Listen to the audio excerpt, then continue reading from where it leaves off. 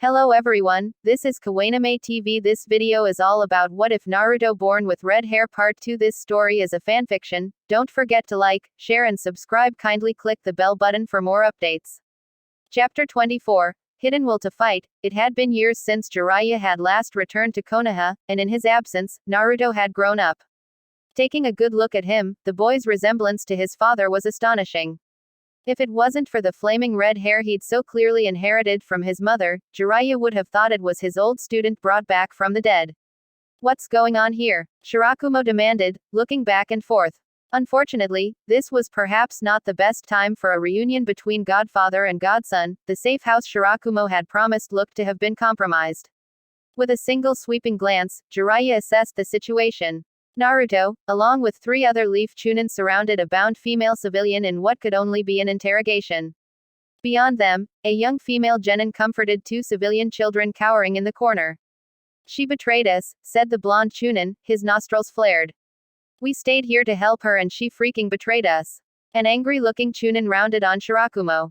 Where the hell is Mayu? Why is she not with you? The Jonin shook his head. I'm sorry. She and Tizuna were both taken. We don't know where, but we decided to first regroup to reassess the situation.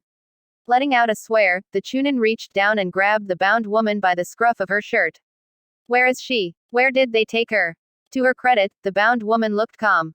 I don't know. What do you mean you don't? Who are you? Naruto broke in. It was directed towards Jiraiya. The boy's gaze had been fixed on him from the moment they had reached the safe house. Jiraiya felt intrigue bubbling inside of him. With Naruto looking this similar physically to Minato, he had to wonder whether he took after him in other aspects as well. Thrusting out a hand, he struck a pose for the second time that day. Thank you for asking. I am Mount Myoboku's monk of the Frog Spirits, also known as the Toad Sage, Jiraiya. Jiraiya. Naruto had heard the name before. There had been numerous records of the Sanin's legendary deeds from the Second World War.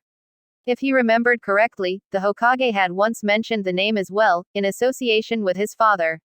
In all the legends of the Sannin, however, none had mentioned a perverted old man who peeked in the women's baths. Naruto glanced at Shirakumo, but the Jonin's demeanor seemed unfazed around the man. Nor did he look as though he was being controlled by some sort of genjutsu. Was this man truly who he claimed to be, the great sage, Jiraiya? Could they count this strange man as a potential ally? It may have been a comforting thought, especially in the light of recent events. But whereas he could see Team Shirakumo's members relaxing, Naruto did not jump to the happy possibility. Instead, he maintained his distance. He would choose his own allies, he thought. Does Akatsuki mean anything to you too? Naruto asked. As expected, Shirakumo shook his head, but Jiraiya looked intrigued. Is this civilian involved in Akatsuki?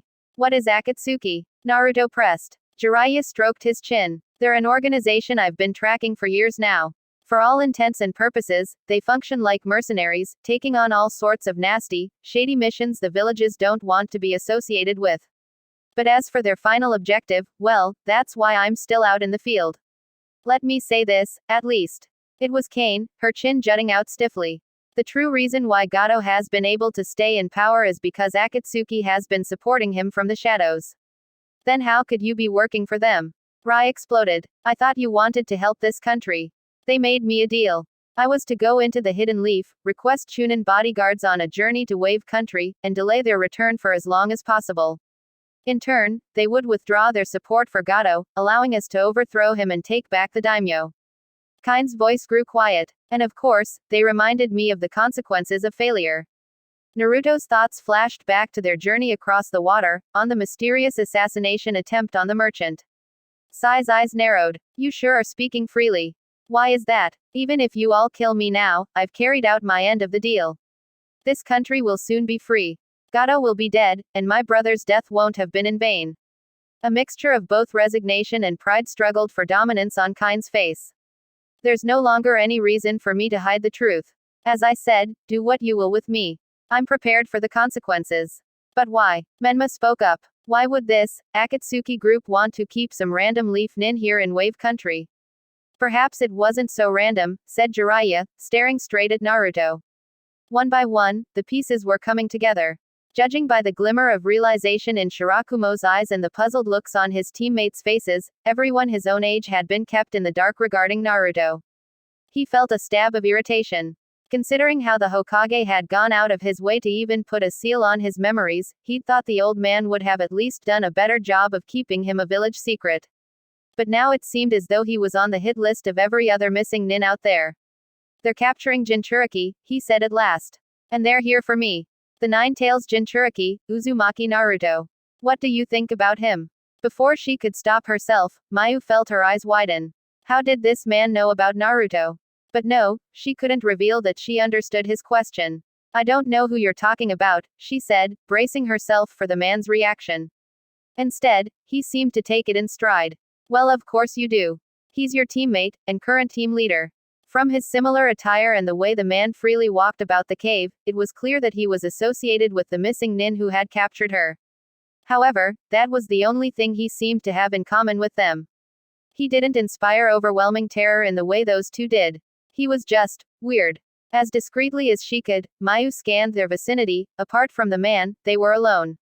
She felt her heart lift. While she had been disarmed and bound with rope, she could still feel the clips in her hair. In a voice that sounded stronger than she felt, she demanded, "What do you want from me? I'm not important enough to my village to ransom with, and no one's going to come here for me." Suddenly, with a pang, she thought of Rai. With any luck, Naruto would be able to hold him back from making any rash moves. "Oh ho, so he's trash," said the man in a cheery voice. Despite herself, Mayu frowned. "That's not what I said. What kind of team leader wouldn't come to rescue his team member?" She hesitated. "The mission is more important than the individual. Naruto won't come to rescue me." The force that had previously kept her frozen in place was gone, and she struggled up to her feet. "Because I don't need him to." For some reason, that seemed to greatly amuse the man, who broke out into a laugh and began to spin around. "You think so? Kakuzu-san's keeping you here as bait, you know. But if they're not coming for you, why are we even keeping you here, then, Mayu started to try and wriggle a hand free. If she could just make the sign, she'd be able to release her bluebirds. Oh look. The man was staring outside the cave's entrance, his form awash in the glow of the setting sun. "The day's almost over. You know what sounds good right about now? Some dango. Should I send you home in time for dinner?" She couldn't believe her ears. "Home? Why not?" The man spun back around and approached Mayu with a kunai. She flinched, but in a smooth motion, he cut through her bindings. The broken rope tumbled down to her feet. Rubbing the bruises on her arms, she stared at him in disbelief. "Why are you letting me go? And where's Tazuna-san? If you're referring to that old bridge builder, I released him a while ago. But why? Why capture us in the first place at all?" "Tut-tut." The man wagged his finger. "Too many questions, not enough escaping. What'll you do if Kakuzu-san comes back and you're still here?" He had a point. Mayu took a step towards the entrance, and paused. "Thank you, whoever you are." The man bowed mockingly. "You can call me Toby." It was a scenario that Naruto had rehearsed in his head countless of times, the moment his teammates learned the truth about him. In the nights when he'd been unable to find anything else to occupy his thoughts, he'd approached it in many ways. Sometimes, he tried bringing it up on his own. Other times, he was cornered into revealing his secret. Whatever the approach, his teammates' imagined reactions always remained fairly constant. Rai erupted in anger and accused him of being a traitor, while Mayu either calmed him down or shrank back in terror. Now, it was actually happening, but in a way that Naruto, for all the thought he'd put into it, had never predicted. The first difference was that Mayu was not present, and at the reminder of her absence, Naruto felt a pang. The second difference was Rei's reaction: confusion, disbelief, realization, shock, horror. A myriad of emotions twisted his teammate's face, before melting away into one single, surprising emotion: concern. "Then this is all a trap, isn't it? To get Naruto." Jiraiya nodded solemnly. "Their objective is still unclear, but one thing's for certain. Several other Jinchuriki have already disappeared, and in all cases, there were signs of Akatsuki interference. I can personally confirm the current presence of 2 Akatsuki members here in this area, Hidan and Kakuzu. With Naruto here, this is no mere coincidence." At the names of the 2 missing nin, Naruto, who had been too stunned to respond, felt a jolt. That was another piece, falling into place. "Then we must let Hokage-sama know," Shirakumo said sharply. "This isn't just a matter related to Wave Country anymore, this now concerns the safety of our entire village." He motioned towards Naruto. "He needs to be returned to Konoha immediately." Sai, who had been taking in the situation in shrewd silence, raised a hand. Using my super beast imitating technique, we can be back in Konoha before the end of the day. Wait, Rai protested. What about Mayu and Tazuna? Before we can consider any rescue missions, Naruto's security comes first. What are you talking about? Trap or no trap, have you even seen him fight? He can take care of himself. Right, Naruto. With another jolt, Naruto realized that Rai had turned to him for backup. Rationally speaking, it was a no-brainer. Assuming that Jiraiya's intel was accurate and Akatsuki was a true threat, it would be senseless for Naruto to stay in Wave Country.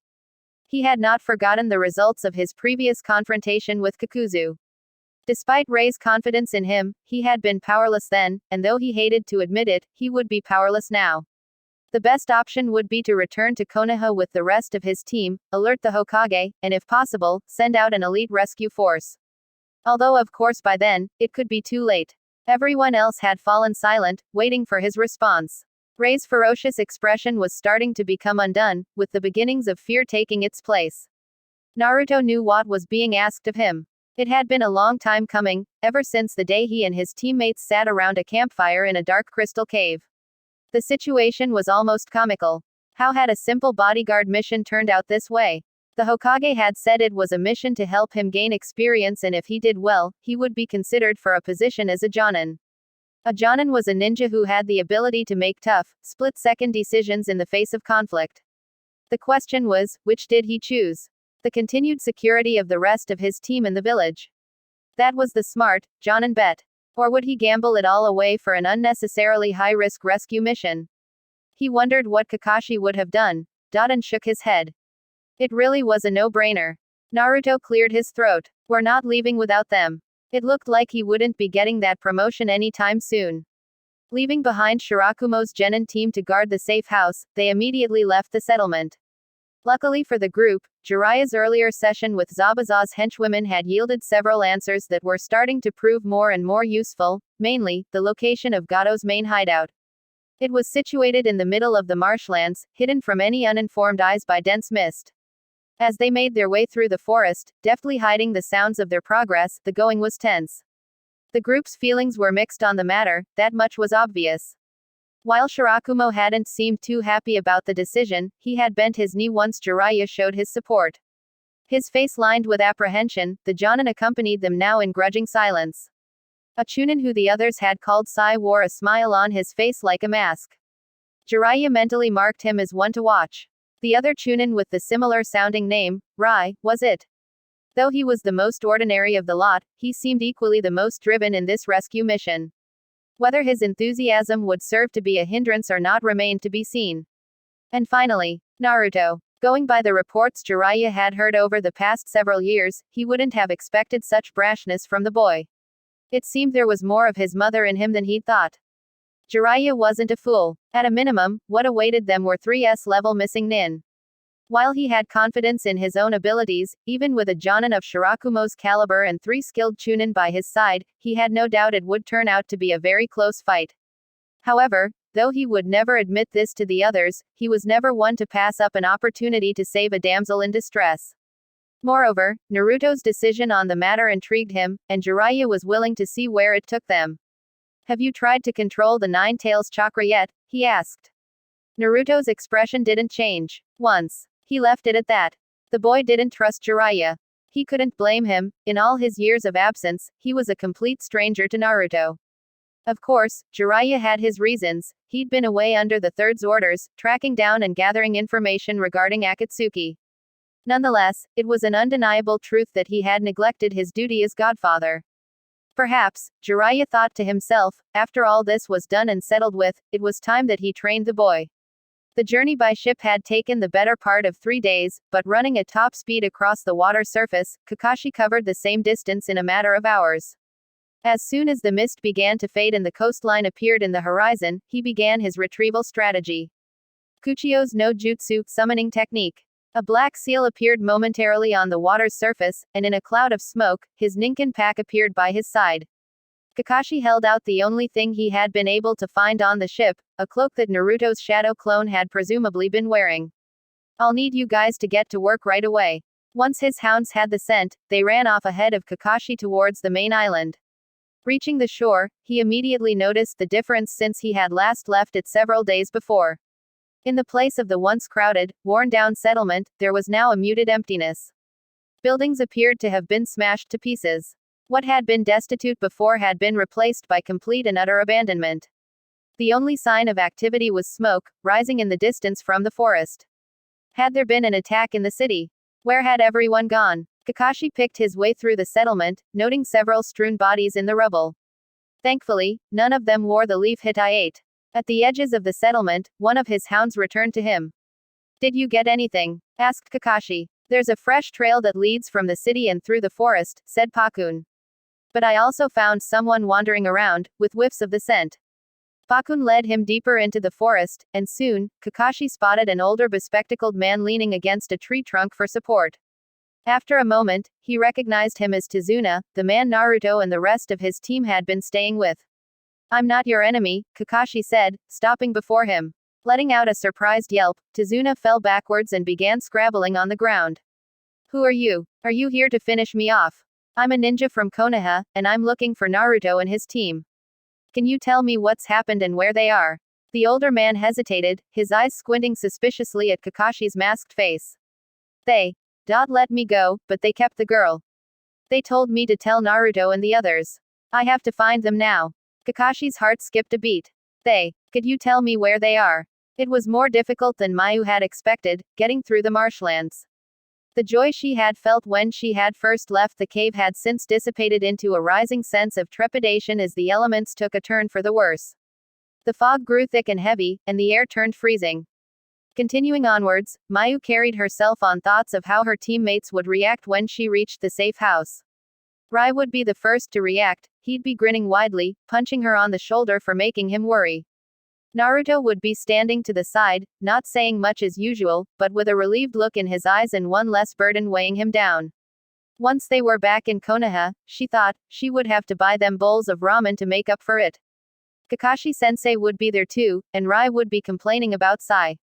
Naruto would be. The mist was thick. Too thick. Mayu's heart began pounding. She remembered this fog, it was not natural. It was a ninjutsu. It had been how her captors had first gotten away. It all happened in the blink of an eye. One moment, she was alone in the fog with her thoughts. The next, she was flanked on both sides. An unnatural gust of wind blew away some of the nearby mist, revealing two dark figures, one tall and one short. Mayu felt hot bile rising in her throat, but she pushed it back. In a flash, she made the appropriate signs with her hands and an instant later, her bluebirds were unfurling themselves from her hair. Naruto. Rai. Please find them. Drawing back in a defensive position, Mayu took in a deep breath. She wasn't completely defenseless, though she didn't have any of her weapons, she still had her genjutsu. She could buy some time with that. Her birds would dissipate the moment she died, but if it was the last thing she did, she would warn her team. Chapter 25. Floating dead leaves. Mayu had never really stood out, but when she passed the exam for the academy, her mother bought her a bag that she had been pining over for the past few months, a bright blue, fluffy ball-shaped one. Her big brother Izumo gave her the look when he saw her wearing it for the first time. Mayu, I don't know how to break this to you, but you're going to be made fun of. Mayu stuck her tongue out at him and ran to school where she found out that her brother, like always, was 100% correct.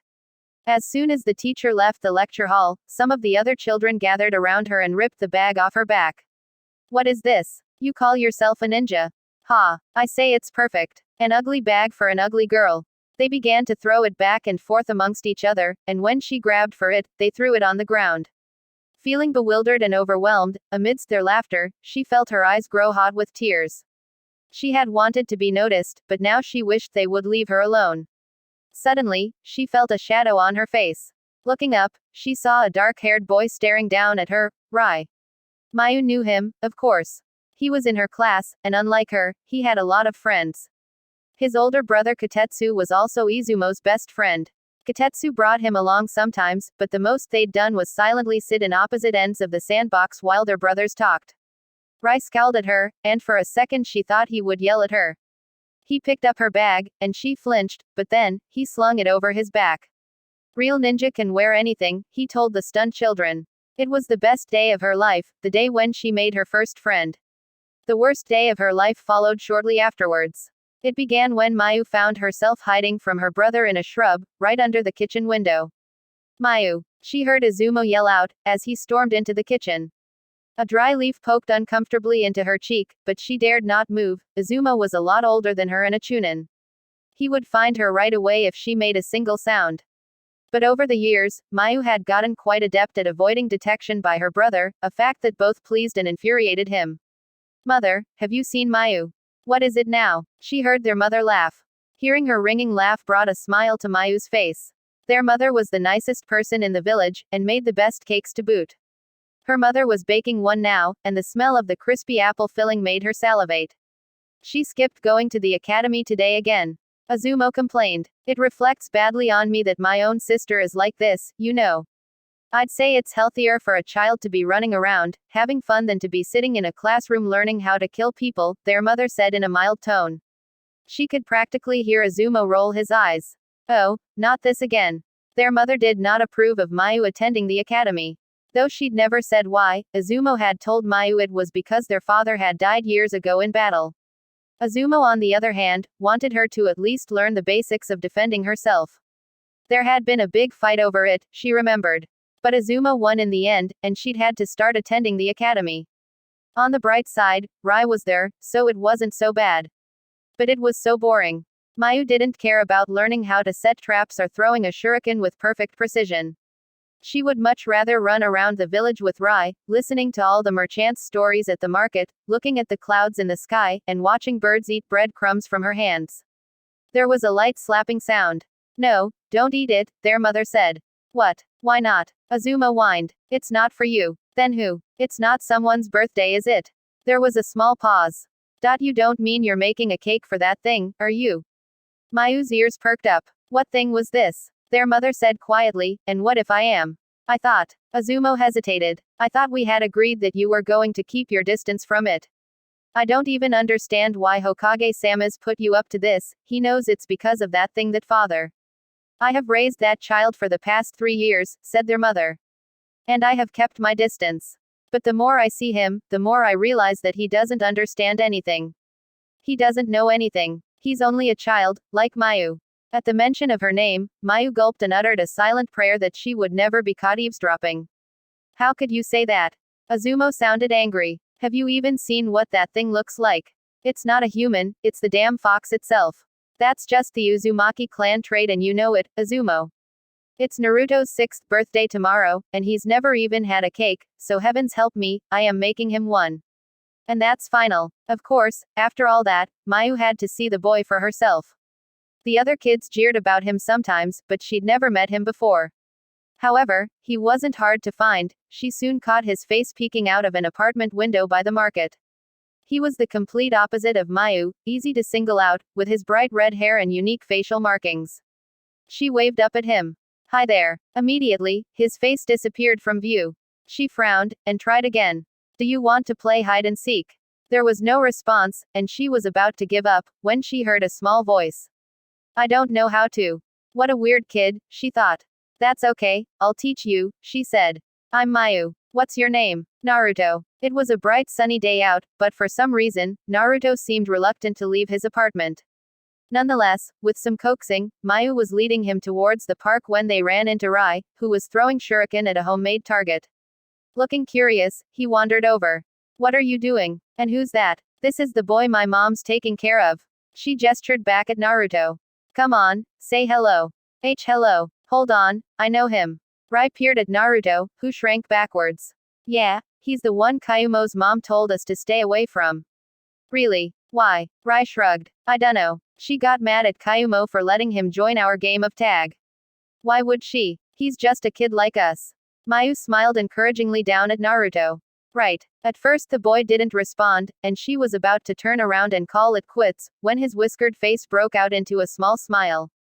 How cute, she thought. She couldn't have been more wrong. It all happened so suddenly. One moment, she was pulling Naruto by the hand, and the next, they were surrounded by a group of armed figures. They didn't wear the hideout of any villages, they were rogue ninja.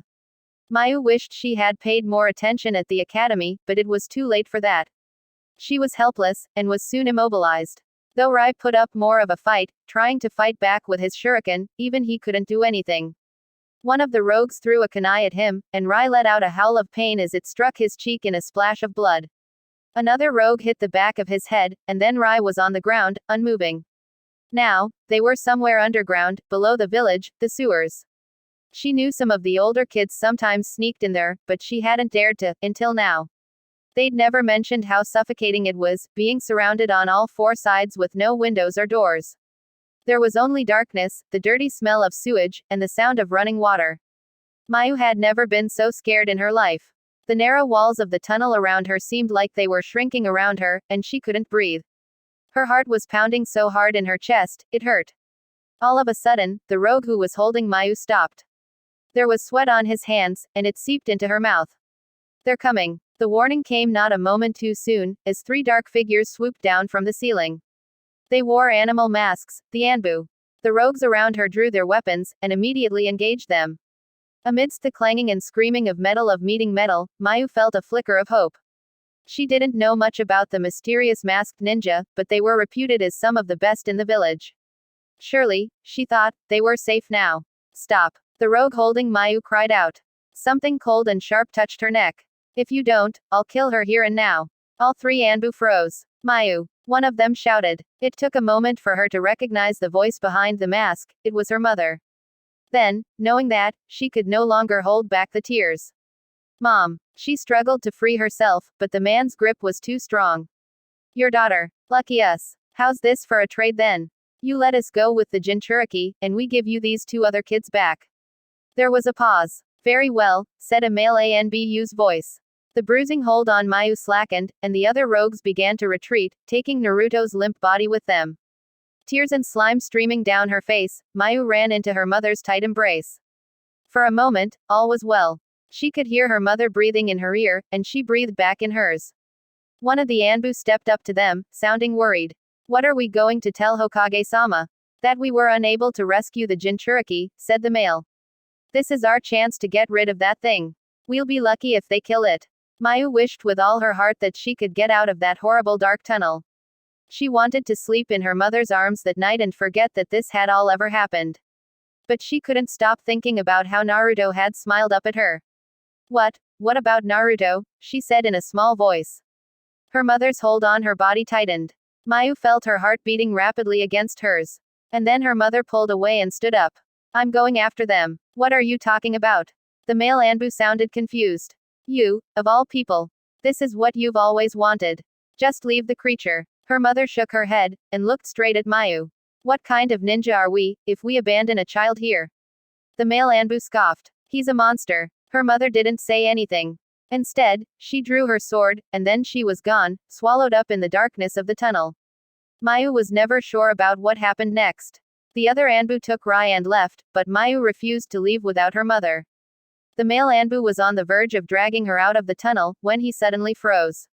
She wondered what had happened, when it hit her, like a wave. She'd never felt chakra like this before. It was the most overwhelming, terrible thing she'd ever felt. It choked her, it covered her.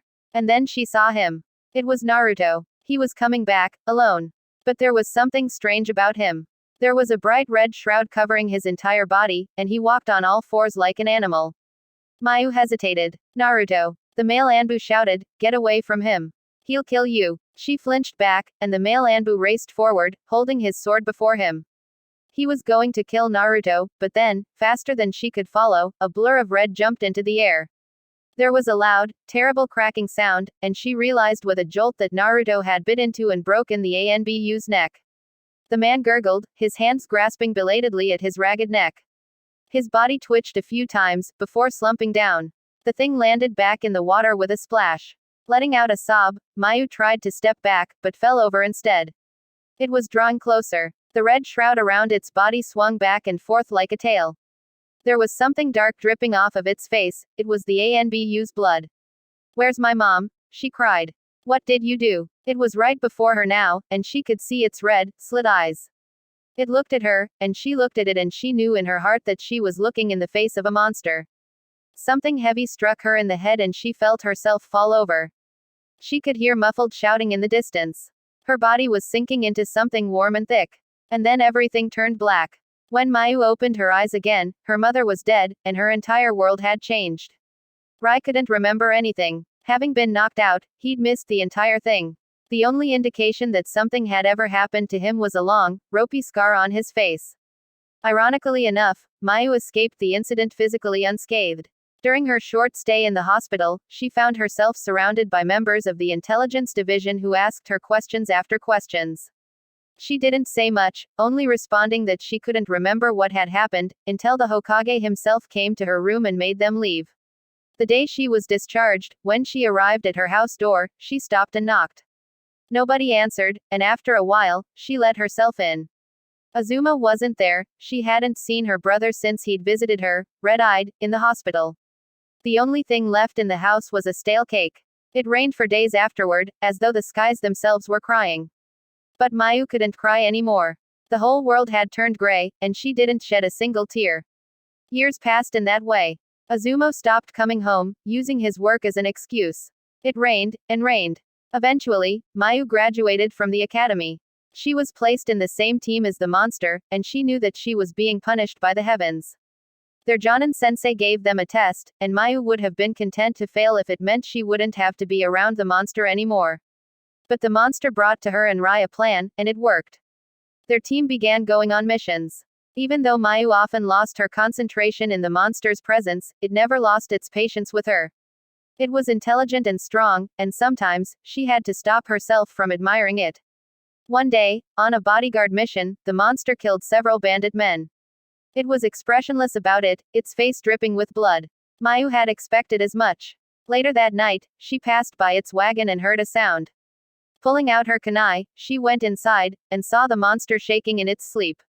It was having a nightmare. Its face looked younger than usual, more vulnerable. Mayu wasn't so weak, however. She didn't let it deceive her.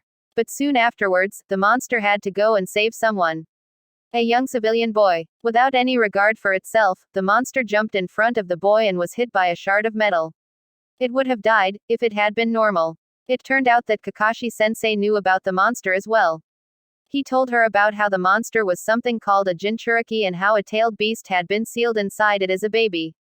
That night, Mayu knelt by the monster's side. She could tell it was awake, and she heard their breathing synchronize in the darkness. She looked at its face for a long time. She held its hand, and she decided to give in to the deception. Things got easier after that. It became he. The monster became Naruto. She stopped flinching every time Naruto was near her.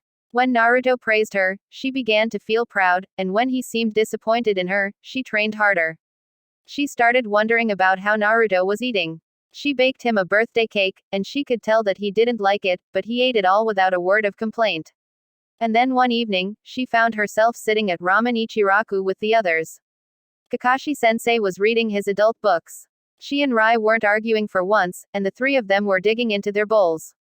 Mayu finished first, and when she looked up, she caught sight of Naruto smiling faintly into his ramen. Her chest throbbed. Ichiraku buzzed with the sound of customers, and the store's glowing lanterns bobbed in the night breeze. The rich smell of miso ramen wafted out through the hanging flaps. Something wet and hot dripped down her face. The world wasn't so gray after all, she thought. As always, Rai was the first to notice. They had reached the last of the trees, and the seemingly endless marshlands spread out before them. The others had already landed on the marsh ground, and right as Naruto was about to jump down, he saw Rai come to a screeching stop. Wait! He cried out. And then Naruto saw it, a blue feather, floating down through the air. When he reached out for it with his hand, the moment it touched his palm, a sudden influx of images rushed into his mind's eye. The sound of wings flapped in the air above him, and he looked up just in time to see a bluebird soaring past the treetops, into the sky. He blinked, and then it was gone. Chapter 26. Lightless Struggle. It emerged from the roiling fog without warning, a great maw of a cave, built into the underside of a rocky cliff. There must have been something repelling the fog there, as a scattered system of smaller caves quickly came into view. At the moment, it appeared to be deserted and void of any activity. However, Naruto knew with certainty that just hours before, it had been crawling with sentries. True, there were signs here and there, scattered cigarette butts, and the whitened ashes of an old campfire. But moreover, he had seen it before, in his mind's eye. By touching the feather of one of Mayu's bluebirds, Naruto had received an influx of its memories. Everything the bird had seen and heard since Naruto and his team had pretended to leave Wave Country was now a part of his own memory. It covered the events he had missed at the procession, including Jiraiya's clash with the three missing nin. That particular memory continued to show Mayu and Tizuna being taken away by Kakuzu. The final memory was of his teammate, who seemed to have somehow escaped, defending herself against two assailants in the fog-covered marshlands. Unfortunately, Sai's ink rats were unable to find Mayu in the vicinity. With time running out, their best hope was that she had been recaptured and was being held captive at Gato's hideout. Naruto felt a bead of sweat trickle down his brow. There was a simpler alternative to that possibility. Mayu had sent that bluebird to them for a reason, it had been a warning. But it seemed Mayu had not known Naruto as well as she must have thought, for he deliberately chose not to consider it. As Naruto and the others crouched behind a cluster of shrubs, he glanced at Rai, who was regarding the hideout in silence. In the place of his usual chatter, he had not spoken once since Sai's ink rats had returned. Naruto could only imagine what thoughts were going through his head. Several minutes passed, and in a surge of impatience, Rai rose up and made a move to step forward. Blocking the way with his arm, Naruto shook his head, when two shadowy figures emerged from the cave's entrance. "They're out there, all right. I can smell the money," said one. "Ha." The other raised his nose and sniffed the air. "I don't smell anything." It was Kakuzu and Hidan, and at the sight of the latter, Naruto stiffened in surprise. In the bird's memory, he had seen Jiraiya inflicting horrific burns on Hidan scarcely hours beforehand. Now, the only signs it had ever happened were faint scarring. Jiraiya appeared to be wondering the same thing. "Here I thought I'd finally rid the world of one of you crazies." Stepping past Naruto, he emerged from his hiding spot. "Where's the Jinchuriki?" Kakuzu asked, his pupil-less eyes slowly searching the area. Jiraiya chuckled. "If you mean Naruto, he's on his way back home to Konoha." "That's unfortunate to hear. So if you'll just get out of my way, I'll take back the two you took from us, and be on my merry way. What do you think?" "Enough with the banter," Kakuzu growled. Naruto knew what was coming a split second before it happened. Kakuzu's hand shot out far past its reach, attached to its body by hundreds of thick black threads. It was how he had taken Mayu captive in the first place, at the procession.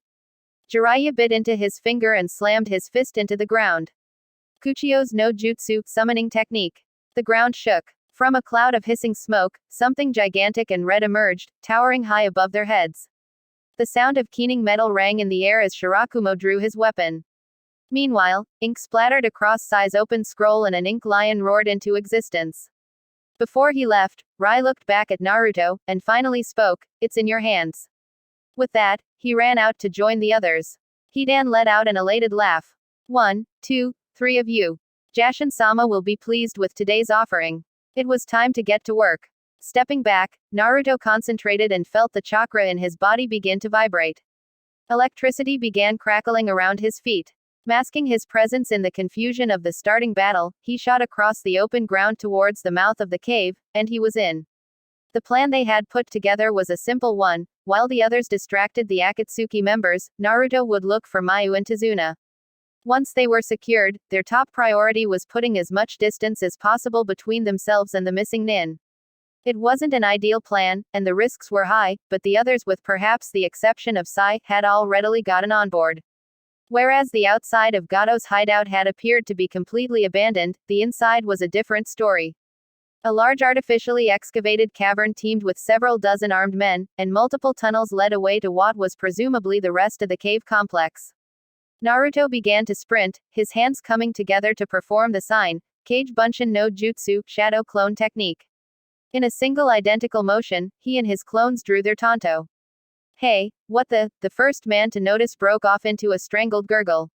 His mind had been teeming with the chatter of 100 questions before, but it was silent now. The only thing on his mind was a series of twisted faces jeering down at an unconscious body. Sparks of electricity flashed. Spurts of bright blood splashed onto the cave walls, and twitching bodies fell to the ground. The armed men were genin level at best. They were no match for Naruto and his clones, who made short work of them. Soon, there was only one man left.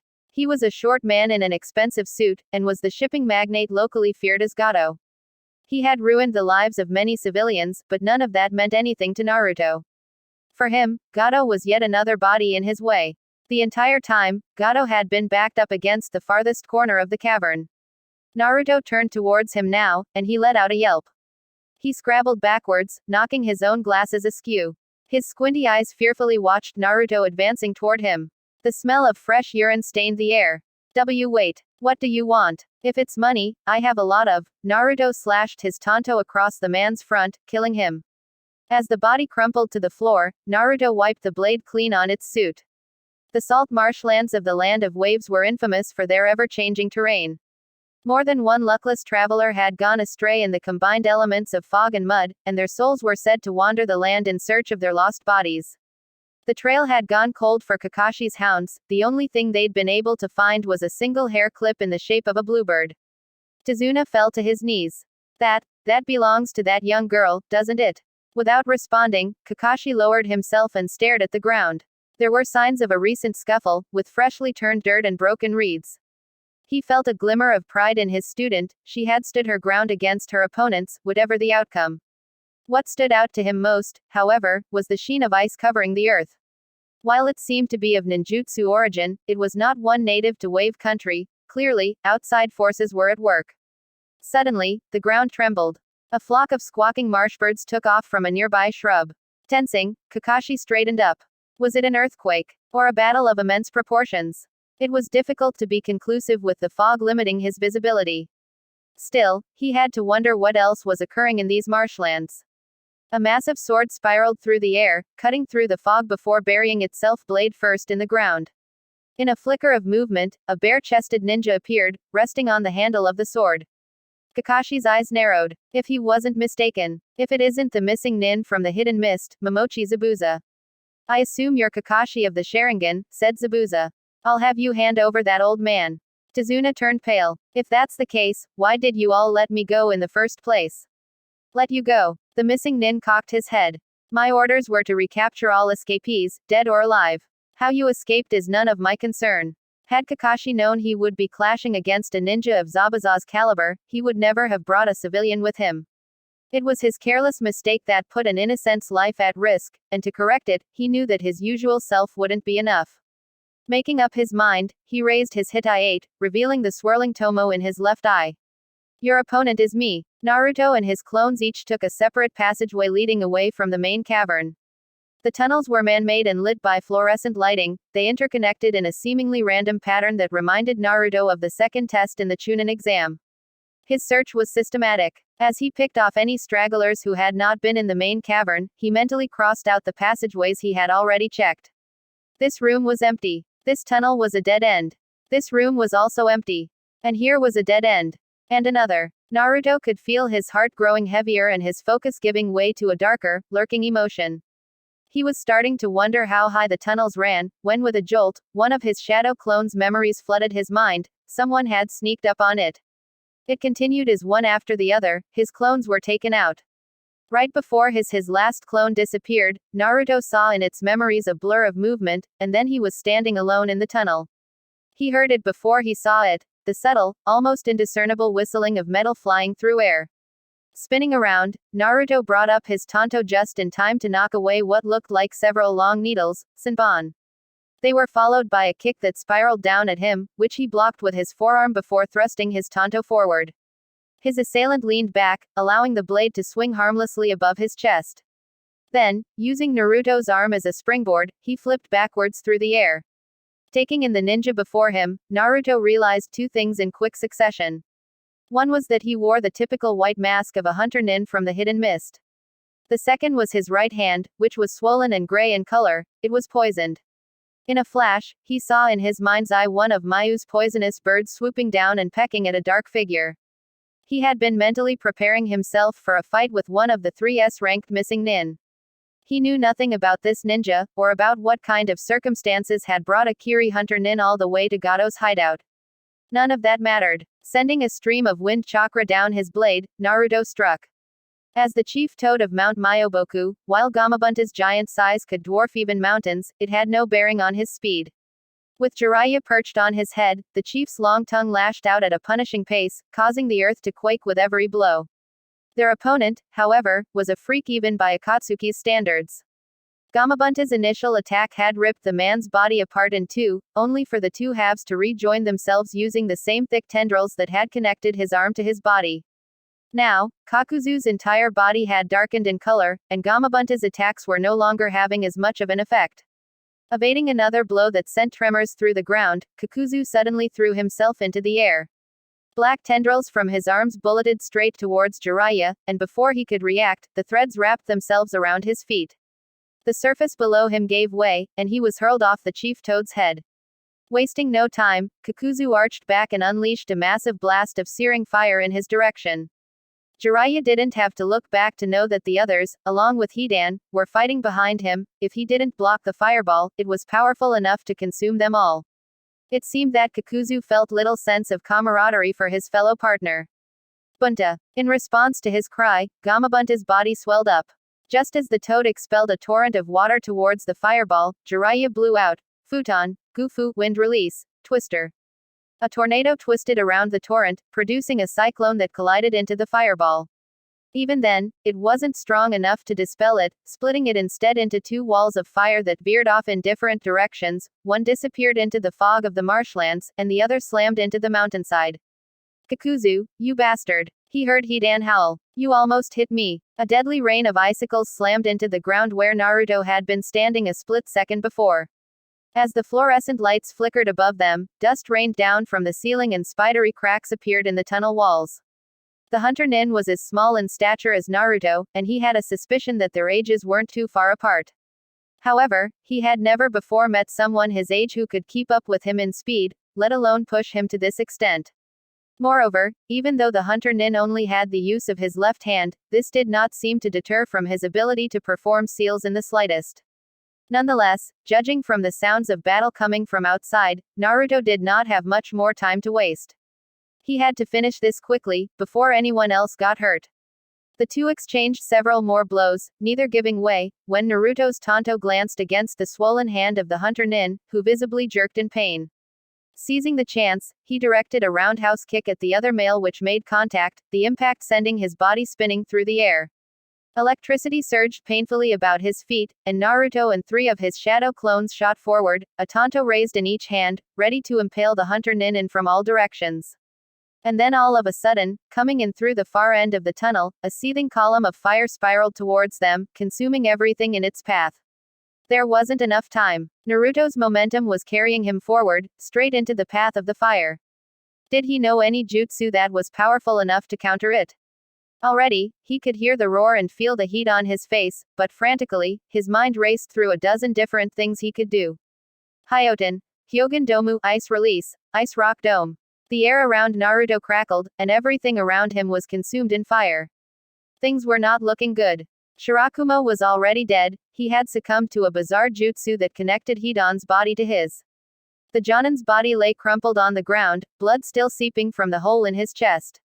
Panting, Rai flipped back and warily regarded the missing nin, who currently wore an expression of utter ecstasy. He had known it, but Hidan was strong. Overwhelmingly strong. He had grown stronger since their time in Yugakure. Even Sai seemed to understand the trouble they were in, he hadn't cracked a single insult since the battle had begun. Isn't it about time you made yourself useful? Sai panted. Well, it had been a good run. I don't see you doing anything either, Rai snapped back. Hidan kissed an amulet that hung around his neck and his black and white skin returned to its original color. Rai shot a look back up at Gato's hideout, but it was quiet. He had to assume Naruto was still searching for Mayu and Tazuna. In the meantime, it was their job to keep Hidan busy. Ink birds began to dive in kamikaze style, exploding around Hidan. Rai drew his kunai blades from his back, the chains connecting the dual blades clanking dully. That day in Yugakure, Rai had been knocked out before he could do anything. Naruto had gotten most of the glory then, as he usually did, and Rai had sworn to himself that he would get his revenge. Hidan had grown stronger, but he hadn't spent the past few years idly either. The fireball that had consumed the tunnel sputtered away into nothing, and Naruto stared up at the dome of ice that protected both him and the hunter nin. If he wasn't mistaken, it had just saved his life. But why? As he watched, the dome disappeared, and Naruto lowered his gaze. The hunter nin, panting in exertion, stood well within his reach. The fireball had been the final blow, the tunnel ceiling had collapsed in, and amidst the rubble, they now stood exposed to the outside air. The sun had set while he was inside the hideout, and he found himself awash in the glow of moonlight. The shouts of battle echoed in the distance, the earth rumbled from the movements of Jiraiya's toad summon. For the first time, the hunter nin spoke. The girl. Was she one of yours? His voice was higher than Naruto had expected. She did that to your hand. It wasn't a question. Yes. Where is she? The hunter nin didn't respond, and in his silence, Naruto knew. In that moment, as though he had been doused in ice-cold water, everything became clear. Powering his feet with chakra, he thrust his tanto forward. The hunter nin jerked back in surprise, a fraction too late. The blade cleaved straight through his swollen arm. Yellow pus and dark blood burst out as the severed limb fell away, splattering Naruto's face. Staggering back, the hunter nin let out a piercing scream, and as though heeding his call, a blast of icy air began emanating from his body. His scream morphed into the sound of crackling frost, and before he knew it, Naruto found himself trapped in another dome. This time, it was made out of mirrored ice. The sky grew thick with gray clouds and the moonlight faded. It began to snow. Though Zabuza had disappeared into the mist, Kakashi could sense the thick bloodthirst churning in the vicinity. He knew what was coming. Silent killing, it was one of the most feared assassination techniques. He didn't fear for his own life, however. The greater risk was to Tizuna. Though the older man's composure up to this point was remarkable, his fear was becoming increasingly tangible. Don't worry, Tizuna-san, said Kakashi, making a reassuring smile. You're in my charge now. I won't let you die. It was then that Zabuza chose to strike. I wonder about that. Seemingly out of nowhere, the missing nin materialized behind Tizuna, raising his sword to deliver the finishing blow, but Kakashi had been waiting. His Sharingan glowing, he turned around and plunged his kunai straight into the man's chest. It was not blood but water that dripped down the handle and fell to the ground. Another Zabuza emerged from the mist behind Kakashi, and the water clone he had struck instead melted away. Letting out a roar, Zabuza swung his sword in a formidable arc, cleaving Kakashi's body cleanly in two. For a moment, his eyes gleamed with triumph, which then turned into confusion, as the Jonin's body also melted away into water. Don't move. Kakashi held a kunai to the missing nin's neck, his Sharingan fixed on his target. It's over. And yet, Zabuza looked far from defeated. Clever, you used your Sharingan to mimic my hiding in mist technique. But if you think that's enough, you're sorely mistaken. Once more, another Zabuza materialized behind them. Kakashi stiffened in alarm as the clone he'd been holding hostage dissipated. It had been a trick within a trick, before raising his steel-plated gloves up just in time to block the coming blow. They stood at a standstill, sword grinding against steel. Their bodies shook from the tremendous force being put in on both ends, and then they burst apart, each leaping away from the other. As Kakashi landed, he felt something cold and wet land on the tip of his nose. It took him a second to process what it was. Snow. For some reason, the snow seemed to give Zabuza pause. When he moved again, he was visibly shaken, and Kakashi seized the opportunity. As the missing nin raised a hand into the air to start his technique, Kakashi mirrored his motion. Before the other could react, the Jonin's hands blurred, finishing the jutsu he had been about to start. Sweden. Daibakufu no Jutsu, water style, great waterfall technique. Zabuza reeled back in shock. A muddy vortex of water rose up and claimed him. The earlier fight against Shirakumo must have drained Hidan more than Rai had expected, for the missing nin's movements seemed sluggish. As Sai provided backup, they eventually managed to corner the missing nin. With a lunge, Rai drove his kunai blade into Hidan's back, twisting it deep into his heart. Any ordinary person would have been long dead by now, but Hidan looked irritated instead. I've told you, it's useless. Reaching back, he grabbed Rai and forcefully hurled him into the air. Flying backwards, the chain connecting Rai's blades clinked in the wind, and suddenly, it gave him an idea. It all happened in an instant. Even as Sai's ink snakes swarmed him, Hidan lobbed his scythe after Rai. It whistled through the air, its three blades gleaming. He had a choice to make, and he made it. Even as the scythe plunged into his own chest, Rai used his remaining strength to throw his remaining kunai blade back at Hidan. Momentarily immobilized, Hidan watched the chains wrap tightly around his body, the blade still lodged in his back acting as an anchor. Finally, the chains ran out and the swinging kunai blade sliced straight through Hidan's neck, decapitating him. Let's see you recover from that. Rai grinned, and his body hit the ground. By the time the water released Zabuza, slamming him against the ground and receding from around his body, the missing nin was spent. Kakashi held a kunai to his neck and at last, Zabuza bowed his head in defeat. It's over, Kakashi said coldly. Now tell me, where are my students? Zabuza's face twisted. He opened his mouth, 2 kunai slammed into his neck, hitting his vital points in a splash of blood. The man didn't stand a chance, he was dead before Kakashi could even grasp what was going on. Alarmed, he immediately turned in the direction the kunai had come from. He had not noticed the presence of anyone else, and yet there, in the creeping fog, a figure in an orange mask stared down at Kakashi. Who the hell is that? The hunter nin's reflection surrounded Naruto on all sides, the white masks looming down at him. Every reflection gripped the bloody stump of its arm and gritted out in an echo, "You can't escape. Not from my mirrors." Once more, Naruto heard the shrill sound of metal as dozens of needle sanbon filled the air. This time, there were too many to counter. Even as he batted away the majority with his tanto, several broke through his guard, cutting through his cheeks and legs. It was curious how, despite the grim situation, Naruto didn't feel the slightest trace of fear. He hadn't realized it, but his mind had been growing dull with doubt like an unsharpened blade, ever since he had left Konoha for Wave Country. All that was gone now. There was a razor sharpness in its place, and he knew exactly what to do next. Opening his guard, Naruto brought his hands together to form a seal. Even as a dozen needles pierced his newly exposed arms, with a cloud of smoke, several shadow clones appeared and immediately began to guard him. Metal met metal in the background. Ignoring the pain, Naruto focused on the churning ball of chakra forming in the palm of his hand. He had thought that combining both shape and nature transformation was an impossible task, like trying to look in 2 different directions at once. In the new clarity of his mind, he realized now that his mistake had been in focusing too much on a single direction. He didn't have to look in 2 directions at the same time, he only had to widen his perspective. The tightly focused ball in his hand spun wildly. Strong gusts of wind began to spiral out. Stepping forward, Naruto slammed his Rasengan into the mirrors, and with an ear-splitting sound, they shattered into thousands of ice particles. When the air had cleared, the hunter nin lay unconscious on the ground.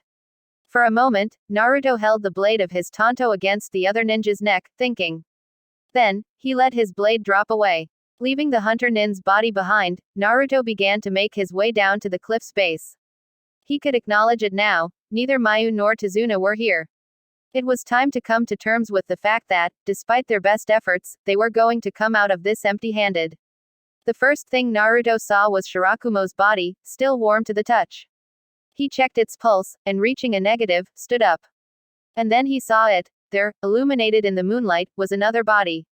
His heart pounding in his ears, Naruto felt the last of the air in his lungs leave in a slow exhale. Rai. At the sound of Naruto's voice, Rai stirred. He had been fighting to stay awake long enough to wait for him. There was something heavy weighing him down, and he struggled to lift his head. The clouds must have covered the moon again, for everything was dark. Mayu? He asked. Did you find her? There was a pause. I found her. She's right here. Intense relief flooded what Rai could still feel of his limbs. Tears welling up in his eyes, he let his head fall back. He knew he had lost too much blood. The darkness was coming for him. He had no regrets. He had fulfilled his duty to his village. He had gotten his revenge for Yugakure. And with Naruto around, Mayu would be safe. He had no regrets. No, that wasn't exactly right. He did have one regret left. Shit. I wish I could have seen Kakashi-sensei's face at least once. Rai let out a rattling laugh, and with that, he died. Chapter 27. The Roar in a Rain of Tears. Another moonlit night swept across the tiled rooftops of Konoha. As always, the village blissfully slumbered under the ever-watchful eye of the Anbu. It was also another late night for the Hokage, who was finishing up the day's paperwork. Just as he had scrawled his signature across a trade permit, he paused his pen. He could sense someone heading straight for his office. A moment later, a red-haired ninja using the body flicker technique appeared in the space before him. From the disheveled appearance and the smell, Naruto looked as though he hadn't bathed in days. More importantly, he was alone, when Hiruzen had received a messenger bird from Kakashi informing him that the whole team was on their way back. Naruto, where's the rest of your team? Asked Hiruzen. I'm a clone, said Naruto. I wanted to know why you sent that missive to Team Shirakumo telling us to stay in Wave Country. Alarms started going off in Hiruzen's head. If such a missive was sent out, it was not under my authority. Naruto, what is going on? The hard look in Naruto's eyes told Hiruzen that this had only confirmed the boy's suspicions. I'm guessing someone intercepted my messenger birds. They must have also forged your seal on a fake missive to keep our teams in Wave Country. I tried getting here as fast as I could, but I had to conserve chakra. I'm going to report back. The clone broke off. His eyes widening, he fell to his knees. In a cloud of smoke, he disappeared. Slowly, Naruto rose to his feet. Everything was very still, and larger, as though magnified. Or was it his senses instead? Taking in his surroundings, he surmised in an instant what had happened. While Naruto had fought the Hunter Nin, Shirakumo had died trying to take down Hidan, and to finish the job, Rai had paid with his life. Further out, Naruto could see yet another body, Sai, but his chest alone moved up and down, breathing. Kakuzu, you bastard, where are you? Come back here and bring me my body. It was Hidan's head, sitting at least a dozen yards away from its body. Impossibly, Hidan seemed to have survived even a beheading. The earth shook and in a daze, Naruto looked up. Snow drifted serenely down from the sky as a raging battle played out in the background. Jiraiya faced off against Kakuzu, and what appeared to be 4 black humanoid masses. It didn't seem right to Naruto. His teammates were no longer here. And yet the world continued to move. Some of the snow that had been falling had melted, and the ground shimmered with water. Naruto caught a glimpse of his reflection, crowning a blank face, his hair burned like fire and his whisker marks stood out starkly. Droplets of blood rolled off his chin and landed in the water, dyeing it red, and his reflection disappeared. This quiet, burning sensation, he had never felt like this before. No, that wasn't quite right. He had felt it once before. He could remember now. It had happened years ago and the memory of it had been forcibly taken from him. But it was all coming back. Everything was fuzzy and dim. He could hear the sound of running water. The back of his head throbbed, where they had struck him. He wondered where his captors were taking him. He wished he had remembered to wear his scarf to cover his face. Maybe all this wouldn't have been happening, then. There was someone still fighting his captors. He didn't know who it was. They were strong, and several of his captors groaned and fell to the ground. Eventually, however, his captors managed to put a sword through their chest. The person collapsed, and their mask fell off. With a jolt, he saw the face of the woman who slammed bowls of rice down on his table every day. She had never had a kind word for him before and yet she had fought for him. Now, she was gone. Something inside him snapped. Everything he had ever felt in his short life came together into a single, black emotion. It seethed and roiled. It wanted release. His vision was turning red. A guttural sound filled the tunnel, and he soon realized it was coming from him. The next thing he heard was the sounds of his captors screaming. Before long, bodies floated face down at his feet in a river of blood. Back in the present, Naruto opened his eyes. An immense metal gate loomed before him. Something huge and dark lurked behind it, a single seal on the gate doors blocked its escape. He knew it was the only thing preventing the demon it held captive from devouring him. So you've finally come to me of your own will, a deep voice filled his head. What changed? There's nothing holding me back anymore, said Naruto. The demon roared in laughter. You finally understand. A wave of dark, tainted chakra surged out from between the bars of the demon's cage and entered Naruto.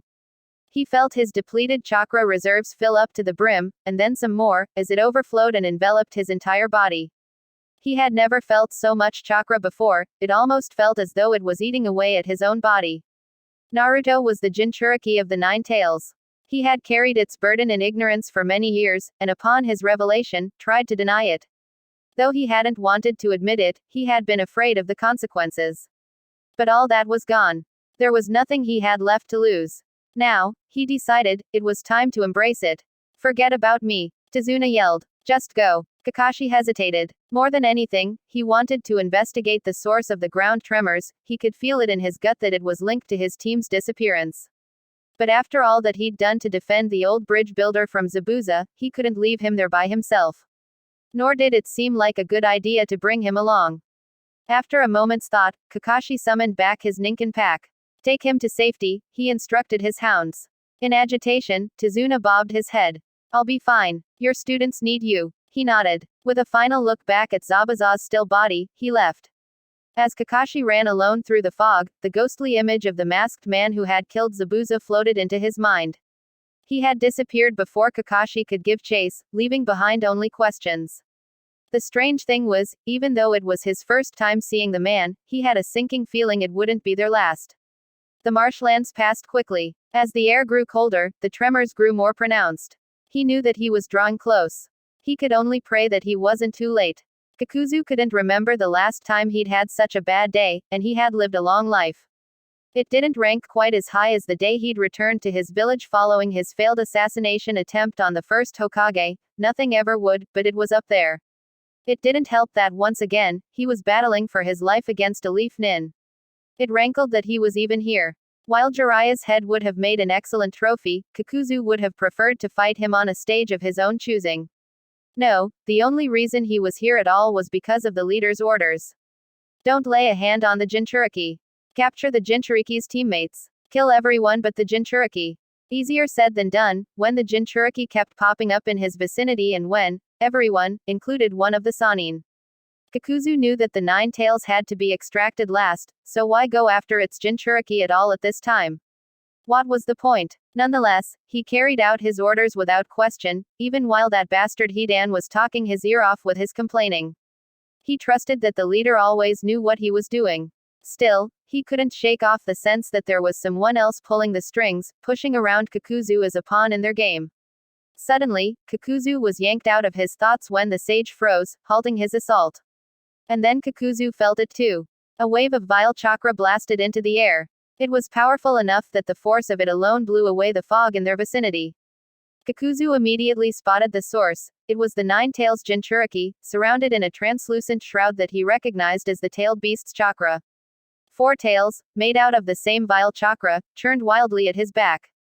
The 7 tails Jinchuriki they had captured had resorted to using this power too, before they overpowered her. With a stab of annoyance, he wondered whether Hidan had violated the leader's orders and attacked the Jinchuriki. Kakuzu's battle against Jiraiya had not afforded him many chances to check in on how his idiot partner was doing. Then, he saw the headless body. Oi, Kakuzu, the head howled. As he watched, 2 of the Jinchuriki's chakra tails picked up the body and ripped it apart with ease. The remaining tails picked up the screaming head and slammed it down with a force that split the ground in 2. Well, there goes another partner. Powerful gales of wind accompanied every swing of the beast's tails. The sheer force of its chakra warmed the atmosphere, causing the snow to melt into a shower of rain. To Jiraiya, its overwhelming chakra seemed to be the very embodiment of nature. It was hard to believe this demon was Naruto. No, he mentally corrected himself. This was the 9 tails emerging from Naruto.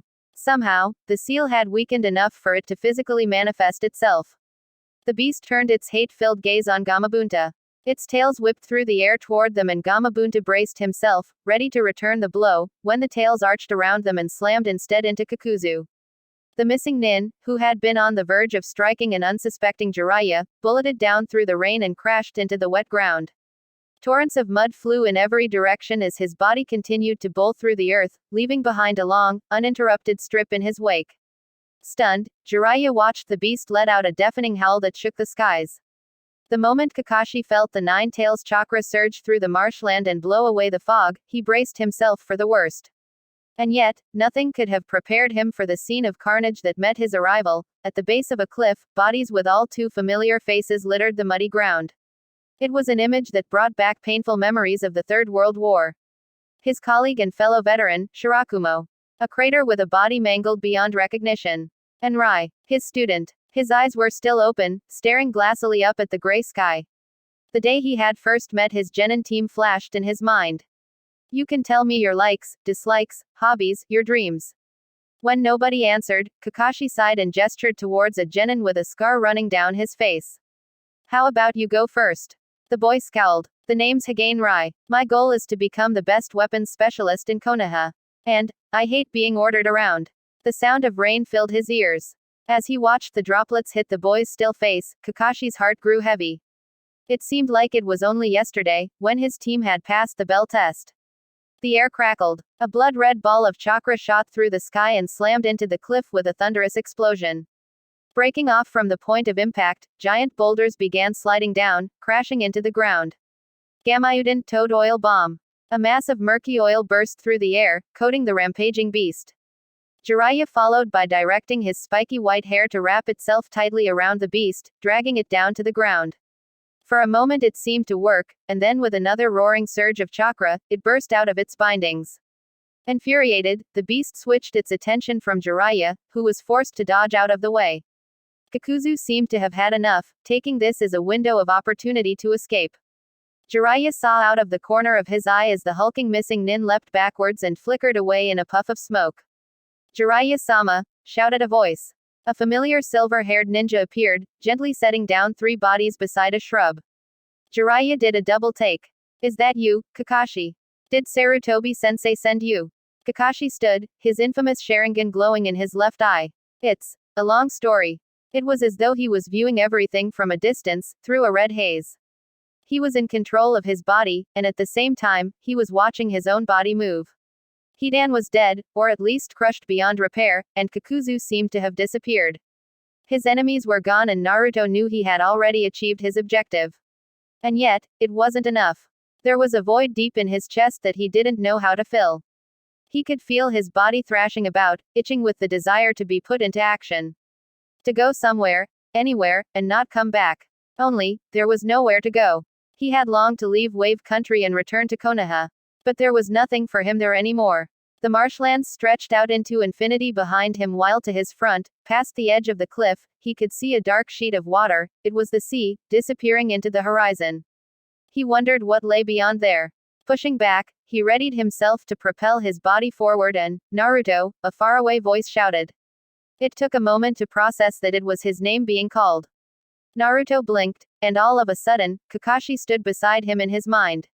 His left eye glowed red, he had activated the Sharingan. Naruto took an involuntary step back.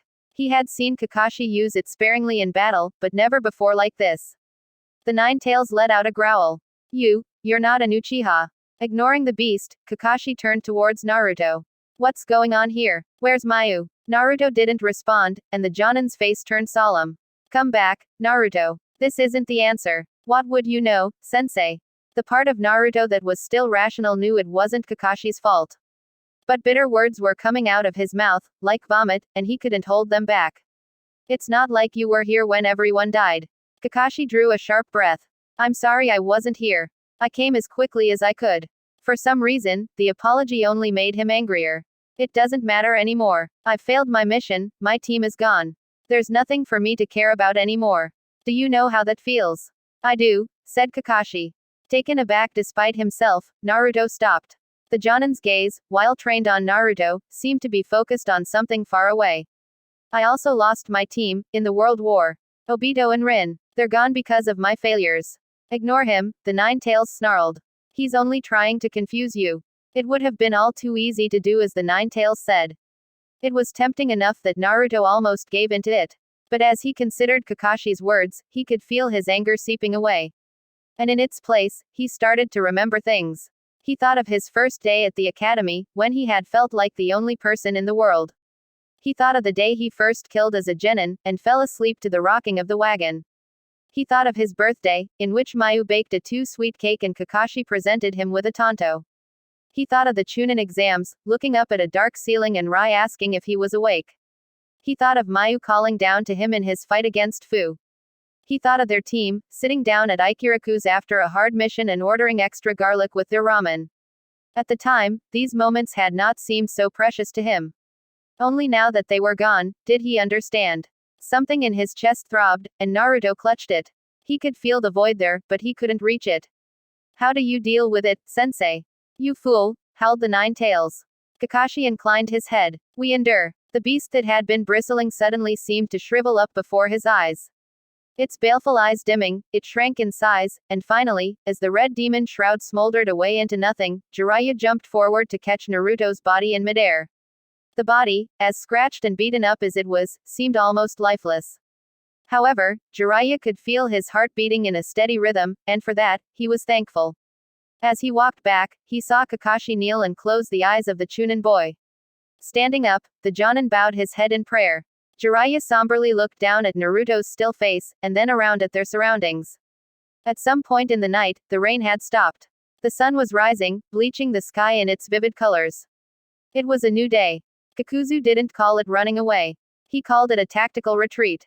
The Sannin had been enough trouble on his own. With the Jinchuriki rampaging and then the copy ninja showing up to the battle, he had made the executive decision that it was high time he left the country, sans his irritating partner. He had finally reached the forest, when without warning, he sensed someone following him. Kakuzu-san. Kakuzu-san. It was a high-pitched voice that Kakuzu despised from the bottom of his many hearts. Turning back, sure enough, he saw an orange mask gaining on him. What is it? He grunted.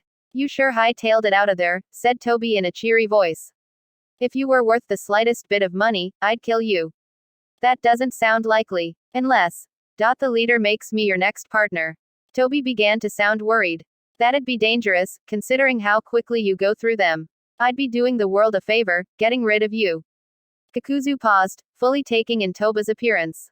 He was carrying something large on his back and suddenly, he wondered what the man he regarded as the leader's big mistake was even doing there. Toby must have noticed him watching. It was difficult to tell through the mask, but to Kakuzu, it almost seemed as though he was smiling. Don't worry. This isn't anything you need to concern yourself about. Somehow, the Hokage had already gotten wind of the fiasco in Wave Country. By the time Kakashi and the others returned to the safe house, there were several Anbu ops scouting the perimeter. With the help of the reinforcements from Konoha, the matter was quickly wrapped up. The Wave Country's daimyo and his children were returned to their vassals. Shirakumo's genin team was informed of his passing. A sallow-looking woman was transported back to the village for further interrogation. A search party was sent out to retrieve Mayu's body, only to return empty-handed. Finally, the rest returned home.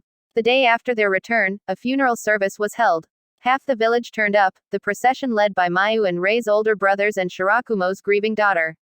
Knowing their history, Kakashi had half expected Izumo to blame Naruto, but with tears streaming freely down his face, the Chunin seemed lost in his own inner conflict. Shirakumo's genin team was there, along with many of the other genins. At the mention of Rei's name in the Hokage's funeral address, a young kunoichi with hair rolled up into buns burst into tears. And then it was over. That day, a somber pallor seemed to have been temporarily cast over the village, shutters were drawn, and lights were dimmed. As the skies grew dark, everyone returned to their homes, turning in early for the night. All, except for one. From a distance, Kakashi watched Naruto stand before the memorial stone, to which 3 names had been newly added. The next day, Jiraiya approached Kakashi with a proposal to take Naruto along on a journey. Once given the choice, Naruto thought over it for a few minutes, before giving his answer. Somewhere hidden deep in the depths of Konoha, the members of the underground organization Root gathered before their leader, Danzo. Most people were not even aware of its existence. Under the orders of the 3rd Hokage, Root had officially disbanded following the downfall of the Uchiha clan. However, to this day, the organization continued to operate in secret as the unseen force supporting the Great Tree of Konoha. One of its members kneeled before Danzo now, having finished his report. He had been sent to Wave Country as part of the Jinchuriki's team to keep an eye on his activity. However, his report was incomplete. The operative had been knocked unconscious halfway through the final battle. The only other witnesses present for the remainder of the battle, Jiraiya and Kakashi, were staunchly loyal to Hiruzen, leaving Danzo to grasp in the dark as to what had occurred.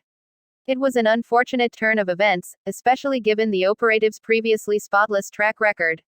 It was his first failure. Perhaps that was the reason why, while giving his report, the operative seemed uncharacteristically distracted. After dismissing the operative, Danzo stood by himself in the darkness, thinking. Whatever had happened in Wave Country, it made little difference in the end. No matter what Hiruzen said, he was not stupid enough to trust the Jinchuriki to stay loyal to the leaf. He had heard reports that the Jinchuriki would soon be leaving the village again for an extended period of time, and it was clear to Danzo that Hiruzen was growing soft in his old age. As he considered his next move, Danzo regarded his right arm with a baleful glare. He would bide his time for now. But sooner or later, the Nine Tails power would be his. On the morning of their departure, just as they reached the gate, Naruto stopped. He turned around and gazed up at the stone faces of the Hokage monument, before closing his eyes. As the sun's glow warmed his face, he could hear the other villagers streaming past him, the chatter of their daily life resounding in his ears.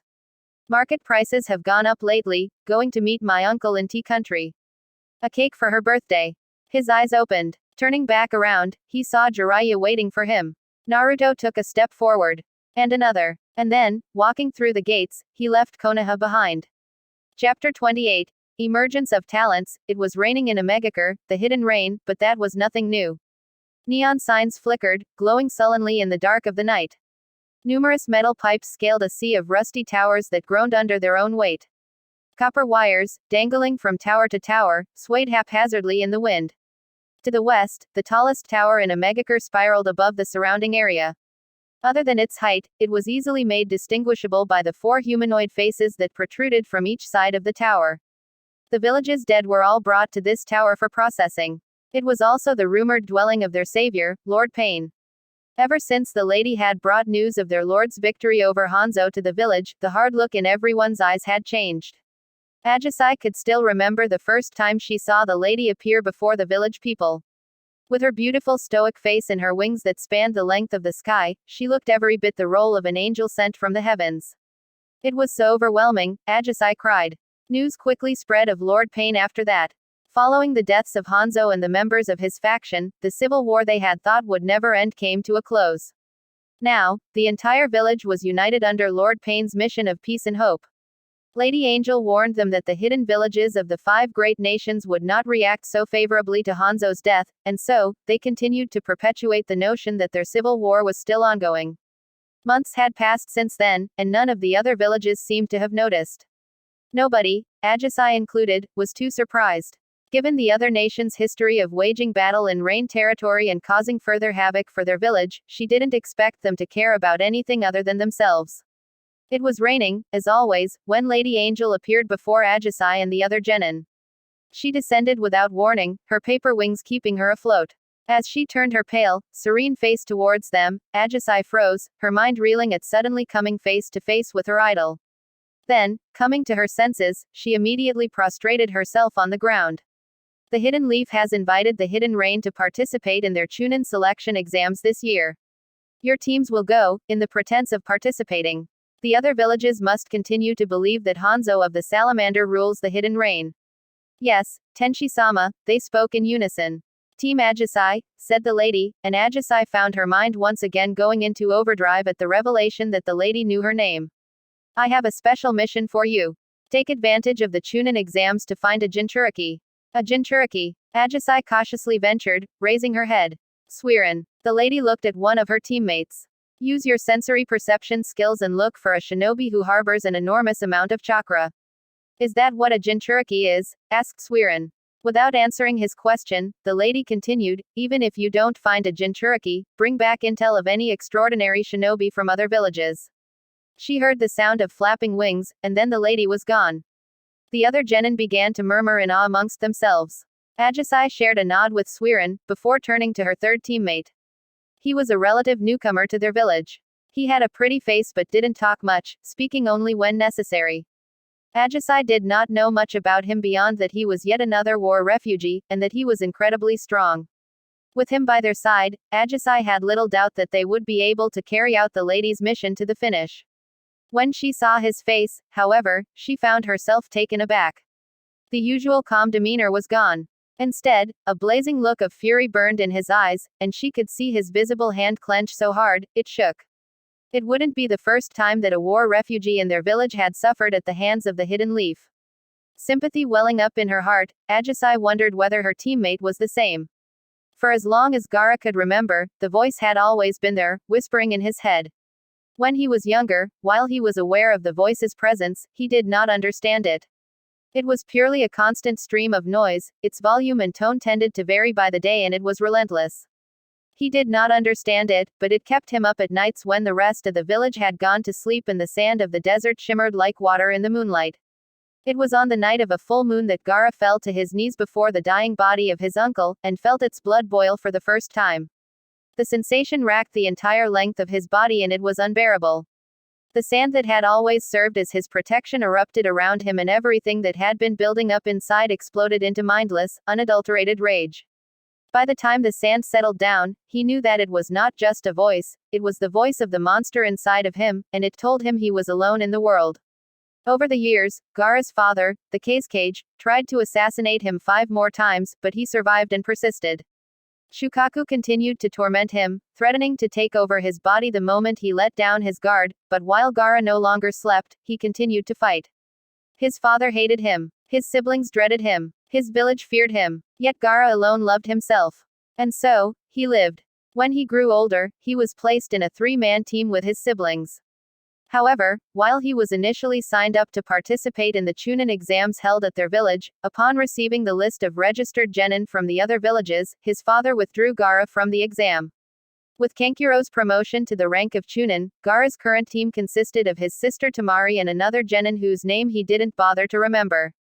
She was a replacement of a replacement. Gaara had killed the first following a disagreement on a mission. He didn't expect the new genin to last much longer. At some point, members of another village began to show up in his village. They were from Otogakure, the Hidden Sound. Though Gaara didn't know nor care for the details, he knew that the two villages were plotting to attack one of their former allies, the Hidden Leaf. Stating a period of mourning, Konoha had not held a public Chunin exam in some time. However, this year, as hosts of the exams, they were finally opening their doors to the other villages once more. From the increased frequency of meetings between his father and the Sound's representatives, Gaara knew it was time to strike. Nights passed, and the day of their departure grew closer. Gaara sometimes closed his eyes to rest them, but he dared not sleep. In the full moon, its blood boiled. It was a dark, quiet night. The moon hung low in the sky, a giant pale orb that witnessed all in silence. He was there, standing before him. Foolish little brother. If you want to kill me, then blame me. Hate me, and live on in shame. Run and run. Glowing red eyes with spinning black tomo pierced into him, and suddenly he could see the members of his clan falling in slow motion around him. One by one, they died in a spurt of red blood, and soon, he was the only one left. His brother turned his back to him. Cling desperately to life. Then one day, come before me with the same eyes I bear now. Oi, Sasuke, are you even listening to me? His eyes slightly widening, Sasuke refocused his gaze on his teammate. Ah, sorry, what were you saying? From his reclining position against the railing, Menma rolled his eyes. I said, I heard rumors that the Hidden Mist isn't participating in this year's Chunin exam. They're in mourning since their Mizukage died, or something. Show some respect, Menma, Sakura snapped. How would you feel if it was the Lord Third who died? That's a moot point because that old man's never going to die, said Menma in a smug tone. Sasuke looked down his reflection in the water below the bridge. It wasn't that long ago that our own village was in mourning. In the corner of his eye, he observed both of his teammates exchanging somber looks. Well, Menma said in a fake cheerful voice. It's the first time in years Konoha is hosting an open Chunin exam. I heard it's going to be a pretty big deal, with a bunch of villages attending. Everyone who's not on a mission is being called back for security. He hesitated. Do you think Naruto will come back for it? Who knows? Even Kakashi-sensei's been very hush-hush about the whole situation. Sakura gave Sasuke a coy look. Has he told you anything, Sasuke-kun? Over the past 2 years, the Jonin known as Copy Ninja Kakashi had taken over their late teacher's responsibilities. In the time, Sasuke had come to realize that Kakashi's seemingly lackadaisical demeanor was merely a front. There was true steel to his gaze, and a lifetime of hard-fought battle experience to back it. Sasuke never asked any questions. However, following the events of Wave Country, there was a mutual and spoken understanding to let sleeping dogs lie. Not really, he said. Taking his hands off the railing, he left his teammates and began to head back towards the training grounds. As they always did, Sasuke's thoughts trailed back to the moonlit events of his past. He knew that he was growing stronger with every single passing day. But Itachi's words gnawed at him deep inside, had been gnawing at him. Going on B-rank missions and the occasional A-rank, sparring with his teammates, waiting to be promoted to the rank of Jonin. Was that all there was to it? Was that enough to kill his older brother? Sasuke didn't have to search deep in his heart to know that it wasn't. The only way to defeat Itachi would be to obtain the same eyes as him. The question was, how? This was where Kakashi came in. Sasuke knew that the Jonin somehow had the Sharingan. He had caught a glimpse of it once before, when a simple reconnaissance mission had turned into a full-on skirmish with enemy forces in Rain Country. However, Kakashi had never brought it up again, until yesterday, when out of the blue, he had offered to train him one-on-one. Sasuke's cynicism warred with his frustration, and frustration won the bout. There was a restless energy inside of him that refused to subside, and he wondered whether training with Kakashi would be enough to subdue it. Before Sasuke reached the training grounds, he caught sight of the figure of his thoughts and came to a stop. Kakashi was standing in front of the memorial stone. Sasuke couldn't see his face, but even if he could, he doubted he would have been able to read anything in his masked expression. Awash in the glow of twilight, there was a white carnation at the foot of the stone slab. He wondered whether Menma, whose clan ran a flower shop, had been by. Sensing Sasuke's approach, Kakashi turned around and raised a hand in greeting. Perfect timing. Ready for your training. You're 3 hours late, Sasuke said, folding his arms across his chest. Kakashi feigned a look of surprise. I don't know what you're talking about. There weren't enough cots in the medical tent for all the groaning ninja being carried in. Strewn across the hectic space, ninja with blood-stained bandages wrapped around their heads or the stumps of what had once been limbs, drifted fitfully in and out of consciousness.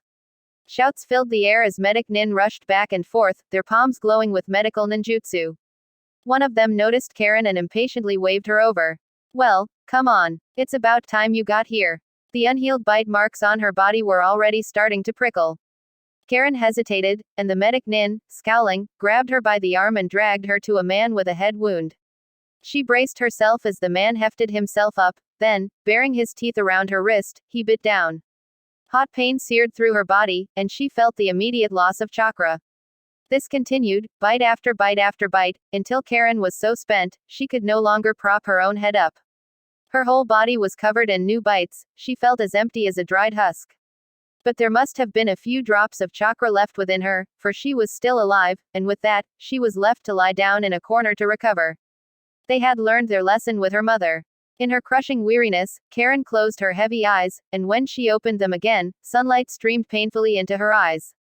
As soon as the stars had disappeared, she saw the head ninja of their village, Zosui, appraising her with his cold gray eyes. His words for her were as usual, emotionless and to the point. The Hidden Leaf will be hosting the Chunin exams this year. You're going in one of our genin teams. This is your chance to redeem yourself from your failure in Sunagakur, and I'll be personally there to watch this time. You know what will happen if you fail me again. With the threat hanging in the air, he left her to pick up after herself. The memory of the look on Zosui's face when he found out that none of the Kusa genin had passed the Chunin exam still brought goosebumps. She suspected the only reason why she hadn't been drained of her chakra on the spot was because the daimyo of their country had personally commended Karin on her fight in the third test. Zosui had said it to her, your only use is your chakra. Karin lived alone in a hut along the fringes of the village. The area was empty, despite the increasing shortage of ninja as of late. Kusagakur was sending more and more out on missions to earn money for the village. 2 houses down, there was an older woman named Midori who had used to share some of her food with Karin.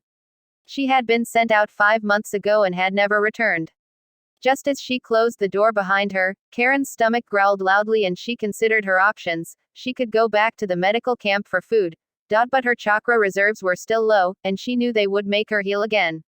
So instead, Karin lay herself down on the ground. It was early morning, and a few rays of daylight seeped into her hut through the cracks in the roof. However, in the haze of her weariness, everything seemed dark. She shut her eyes, but it was the same. There were no chakra signatures around her, it was dark, and she was alone. She felt herself drifting away, and wished she would never have to open her eyes again. Time passed, and hunger pains shook her awake. Sluggishly getting up, Karin put a hand over her grumbling stomach and made up her mind. Though she lacked the energy to go hunting, there were plenty of patches of mushrooms and greens to placate her hunger. The sun shone high in the sky. It burned the back of her neck as Karin slowly gathered what she found in a woven basket. As she got farther and farther away from her village, she eventually found a riverbed. Taking care to put down the basket, she lowered herself by the water and rinsed the dirt off a mushroom. Closing her eyes, she opened her mouth to eat it, when she froze. While she hadn't been paying attention, there was a large chakra signature in her vicinity. It couldn't belong to any of the villagers, it was so large, it far eclipsed theirs. Was it in the water? Reaching for a kunai, Karin backed away from the river's edge and retreated into the forest. Though it was possible the owner of the chakra had already caught sight of her, she suppressed her chakra and watched from the shade of a tree. A beat passed. And then too, the river's surface broke. A bare-chested boy, no, a teenager, stepped out of the water on the other side of the riverbank. The first thing she noticed was his hair. It was red, burning like fire in the sunlight. The second thing she noticed was that he was holding a large fish in each hand, which explained what he had been doing in the water. Her gaze shot to the basket she had left by the riverside. However, he didn't seem to have noticed as without a look back, he began to head into the forest. There was something familiar about him, both physically and in his chakra. His hair color was the same as hers, and it wasn't a common color by any means. Everything still felt cloudy, but she racked her mind and soon, a hazy memory drifted into her consciousness, a small red-haired genin, holding a blade to her neck. Could it be him? The leaf genin she'd fought against in the Chunin exam. Karin closed her eyes and checked his chakra signature again. She shuddered. It was him. It had matured in the years since she'd last felt the chakra, but it shared similarities to the one she remembered, cold and guarded, and intermixed with an immense dark chakra that made her stomach twist. However, as she probed deeper, she started to note several differences. Where it had previously been cold enough to cause her to flinch, it was now cool in the way the river water had felt on her hot hand. And where it had been rough, it now seemed more worn down, there were rounded edges in the place of sharp corners. It was chakra full of contradictions, and Karin wasn't quite sure what to make of it. When she opened her eyes, the chakra signature disappeared and all she could see was the riverbank. No, she peered her eyes and checked, there was something there. After making sure nobody else was around, she came out of her hiding spot and waded through the river to the other side. There, where the teen had been standing, was one of the fishes he'd been holding, flopping about on the rocks. Karin felt her heart stop. There was no way he'd dropped the fish on accident. Had he noticed her before she hid her presence? Why had he left this fish behind? Was it poisonous? Her stomach rumbled. After a moment's pause, she added the fish to her basket. When Karin returned home from scavenging, she cooked the fish over a campfire. The smell of freshly cooked fish caused her to salivate, and she quickly tore into it, burning the roof of her mouth as she did so. It hurt, and she was no stranger to pain, but for some reason, her eyes began to sting. Taking off her glasses, she rubbed her face clean. Had food always been this delicious? The fish must not have been toxic for that night. She found herself still alive, and she wondered why. She wondered whether Zosui would knock on her door. And as she lay on the ground looking up at the dark sky through the cracks in her ceiling, she had a sudden thought, had that boy left the fish behind for her? Just before she drifted away, the memory of her last fight as a genin came back to her. It had been far away from here, in wind country, where the air was dry and the sand shone in the moonlight. They had brought out a white cloth there with names etched on it in black, showing the matchups for the third exam. She could remember it now. It had been the very first name, Uzumaki Naruto. Chapter 29, Man of the World, Jiraiya called it, gathering research, for his novel series. Naruto called it peeping on the women's bath.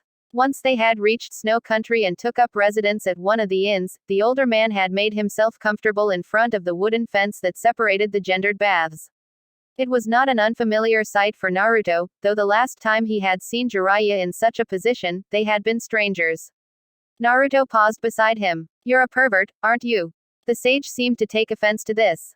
Tearing his eyes away from whatever vision he had been admiring, he shook a finger in Naruto's face. Such mislaid accusations. You don't seem to realize the considerable following my books have. If these ladies understood how much of this is for the greater good, they'd be lining up for a chance with the great Jiraiya. And there's something you seem to be mistaken about. Drawing back and straightening his shoulders, he pointed at himself. I'm not just a pervert.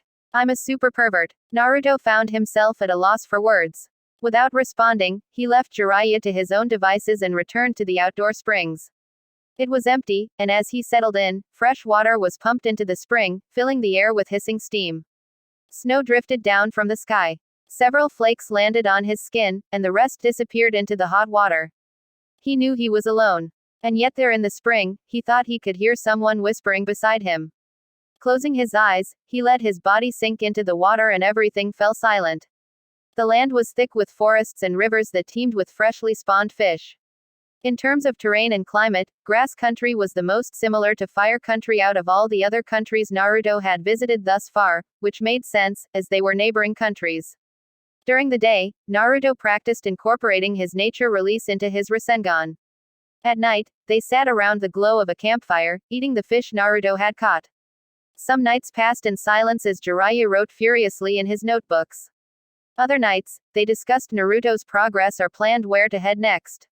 The matter still felt rather strange to Naruto. When Jiraiya had invited him along his journey, Naruto had accepted without putting too much thought into it. At the time, he had only wanted to get away from it all.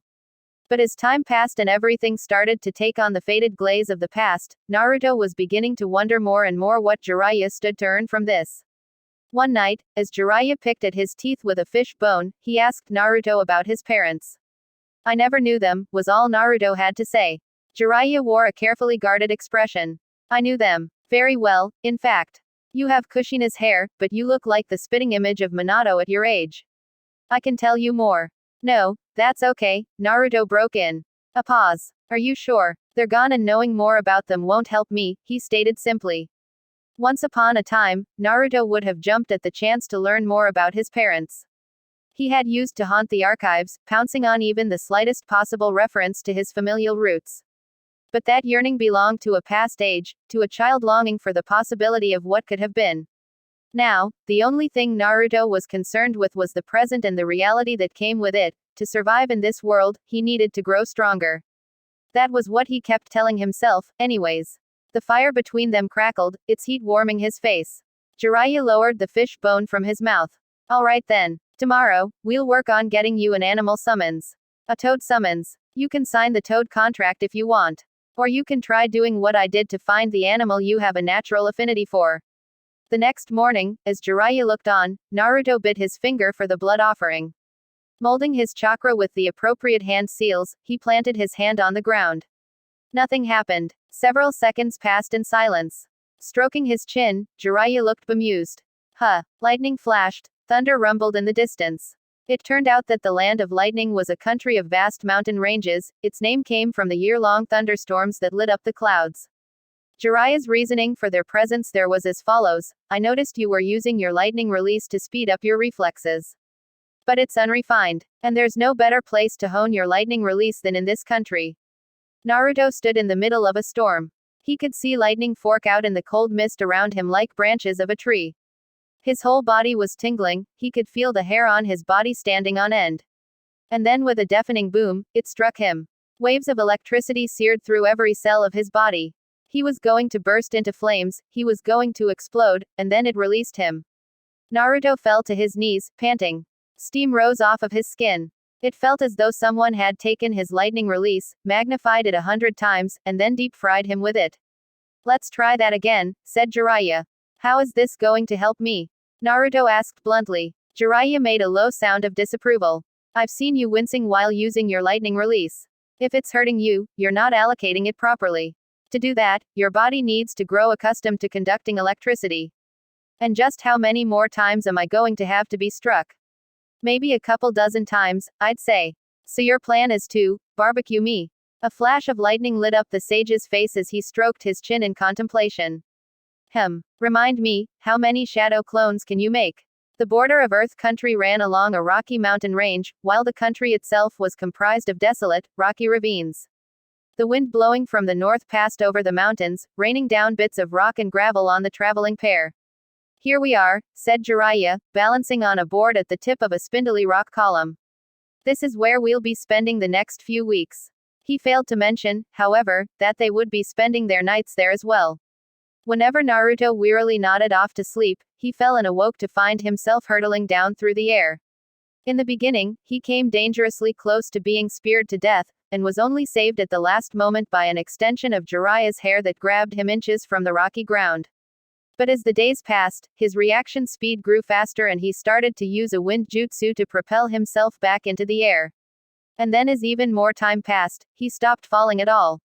When 3 days had passed since Naruto's last fall, Jiraiya declared that their training there was complete. "Where are we going next?" he asked, secretly relieved to leave. Sniffing the air, Jiraiya wrinkled his nose. A bathhouse. At Jiraiya's insistence, not all their time was spent in training. They made a day trip to tea country to visit one of their famous tea houses. The menu boasted an eel-infused brew that, according to the cackling sage, increased a man's vitality. "Give it a couple decades and you'll understand," was all he said. They paid several visits each to the land of noodles and the land of garlic, where after a taste of the local specialties, Jiraiya declared, a frog in a well knows nothing of the great ocean. They were warmly welcomed in the land of fangs, a country filled with mountains jutting from the earth. It turned out the daimyo was a big fan of Jiraiya's Ika books. The land of birds was a warm tropical country filled with flocks of migratory birds from all over the world, and according to Jiraiya, with the most beautiful women in the world. In contrast, the land of frost was always cold and dotted with towering ice sculptures in the tundra. They continued to travel. The seasons slowly passed, sometimes in order and more oftentimes not, as they crossed borders. The blue of winter melted into new leaf buds that peeked out from bare branches. Flowers bloomed and fell, their petals swept away by rain. The days grew longer and the nights shorter, and before Naruto knew it, nearly a year had passed since he'd first left the hidden leaf. One summer day, as they moved further inland through a mountainous region, it began to rain. Feeling the first drop of water hit his cheek, Naruto looked up. It was late afternoon, and the sun was still shining in the sky. There wasn't a single cloud to be seen, but all of a sudden, it began to pour. Jiraiya pointed at something in the distance. Why don't we take cover until the rain passes? It appeared to be the roof of a wooden structure peeking out from between the trees. As the rain continued to pelt them, they took a beaten trail that turned into a stone stairway lined with unlit lanterns. Eventually, they passed under a wooden torii gate, and when the structure finally came into view, Naruto belatedly realized it was an old shrine. Jiraiya rummaged in his pockets for a coin, which he tossed into an offering box at the altar. Bowing, he clapped his hands, before bowing again. Noticing Naruto watching him, he said in a sage tone, rule of thumb, avoid making enemies where you can. The shrine smelled of moss and musty old wood. It continued to pour outside, the sound of raindrops hitting the roof drowned out the sound of Jiraiya's scribbling pen. Leaning his head against a column, Naruto closed his eyes and fell asleep. He was usually so tired from his training that he passed out at night and woke up in the morning without remembering a thing. But this time, he dreamed, and he dreamed fitfully. When Naruto's eyes snapped open, his heart was racing and his palms were damp with sweat. It was nighttime. He could make out the dark form of Jiraiya slumbering on the far side of the shrine. It had stopped raining at some point, for the air was crisp and clear. There was a girl in a kimono standing in front of the shrine, staring at him. Immediately, Naruto reached for his tanto, and then she turned around. In the pale moonlight, he saw something blue glint in her long hair. Naruto felt his heart stop. The girl fled. Before he could stop himself, before he could hold back everything he had been keeping locked away, he called out, Mayu. Wait. She didn't stop. She was already at the torii gate before Naruto managed to pull himself together and began to give chase. Somehow, the lanterns along the stairwell had all been lit. In the darkness, their glowing lights appeared to float in midair, illuminating a path much longer than what he remembered. The girl ran impossibly fast.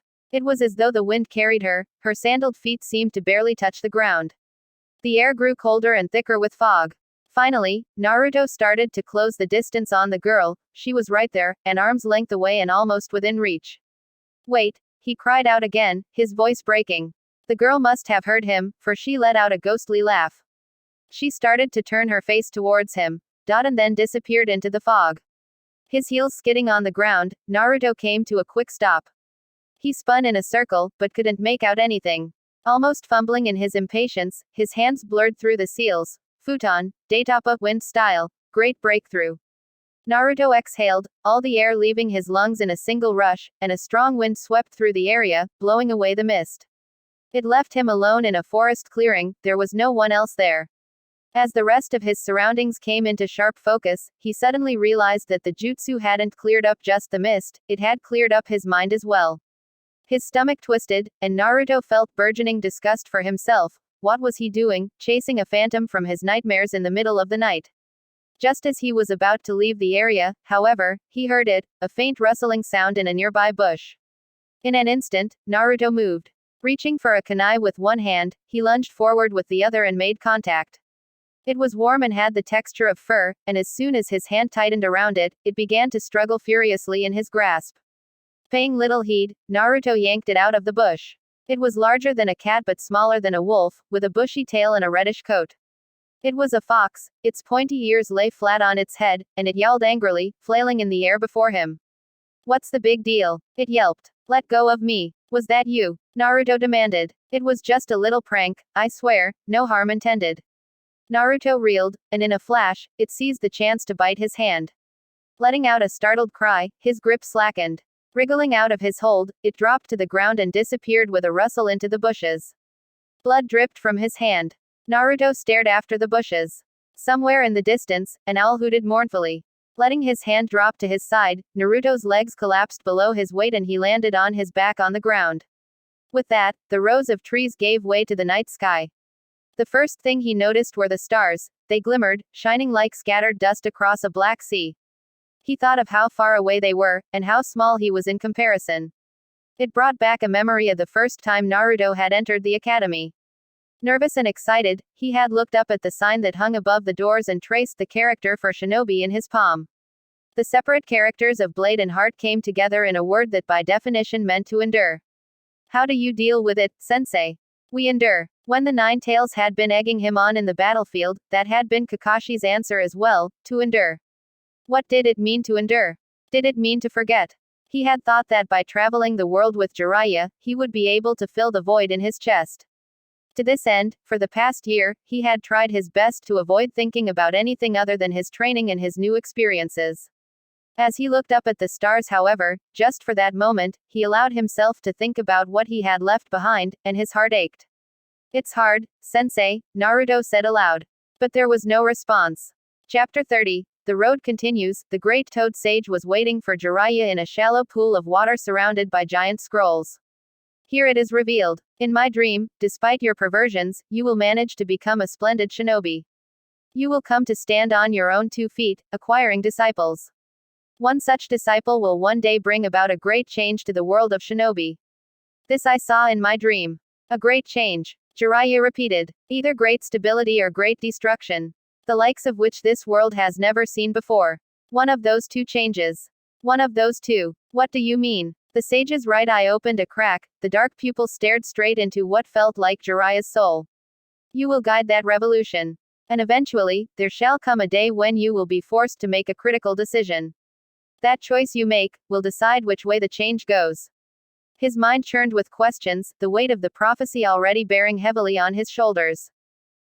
What do I do? In order to make the correct choice. In my dream you walked the world, writing books.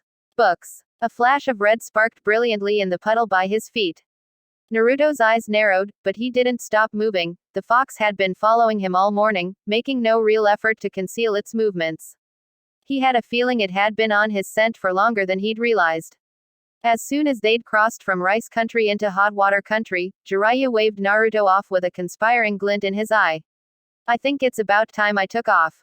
Out of consideration for each other's sanity, they had taken to occasionally splitting off for a day at a time. Naruto usually spent the time training with his clones, and as for Jiraiya, well, he assumed the older man had his own needs to take care of. The path Naruto chose took him through a bamboo grove. Green bamboo trunks shot up from the ground, crowding the sky, rays of sunlight filtered through, reflecting off the trunks and lighting his way through the forest.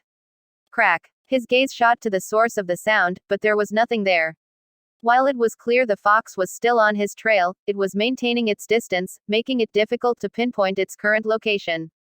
Naruto wondered whether his previous summons attempt hadn't been as unsuccessful as they'd thought. The only question was, why had it not revealed itself to him?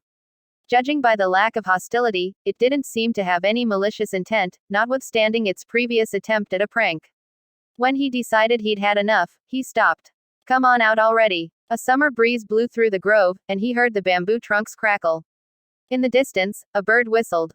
Then with a rustle, the fox emerged from the thicket. In the daylight, Naruto was able to get a much better look at it. It looked like an ordinary red fox, albeit dressed in a black houri coat. To his bemusement, it lay on the ground and let out a yawn. What's for lunch? Judging by the tone of its voice, it was a male fox, though, the fact that it was talking at all meant that it wasn't an ordinary animal. Why are you following me? What is it that you want? When the fox didn't respond, letting out another yawn instead, Naruto raised a hand to the handle of his tanto. The fox was back up in a flash, his tail swishing in the air. Alright, I'll tell you, so calm down. Folding his arms across his chest, Naruto looked at the fox expectantly. With a delicate cough, the fox bent his forelegs in a stiff bow. My name is Imakuro. You summoned me here with that pitiful offering, and I've been following you to see whether you're worthy of signing my contract. That confirmed it. His natural affinity was for a fox. The irony of the situation didn't escape Naruto, and he had to wonder whether his being the Jinchuriki for the purported demon fox had anything to do with it. So why did you turn into my teammate? How do you know who she is? I didn't and I don't. The fox, Imakuro, licked at a paw. I was testing you with an illusion. You saw only what you didn't want to see. Didn't want to see. What did that mean? In an effort to clear his head, Naruto exhaled. Well, then, am I worthy? Imakuro let out another yawn. No, I don't think so. You don't talk much and you're too violent.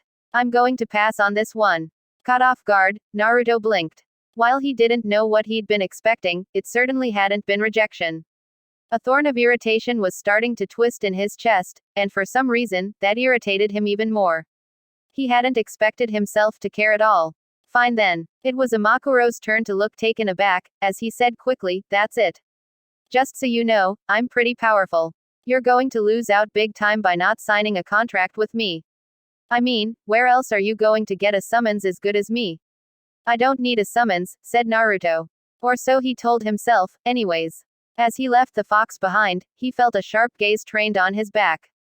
But he could no longer hear anything behind him. It was sunset by the time Naruto reached the village of Yugakure, where he was supposed to rendezvous with Jiraiya. He hesitated before he stepped past the entrance gates, and then pushed his legs forward. Had it really been 5 years since he'd last visited this place? It looked almost exactly the same as it had back then. While there were a few new resort hotels, the hot springs and the crowd of tourists had remained the same. It was as though the incident with Hidan had never happened at all. Colorful lights bobbed in the distance, and as Naruto made his way toward it, he realized a summer festival was going on in the center of the village. Glowing lanterns dangled in the darkening sky. Smoke rose from the food stalls, filling his nose with the smells of fried dough and grilled meats.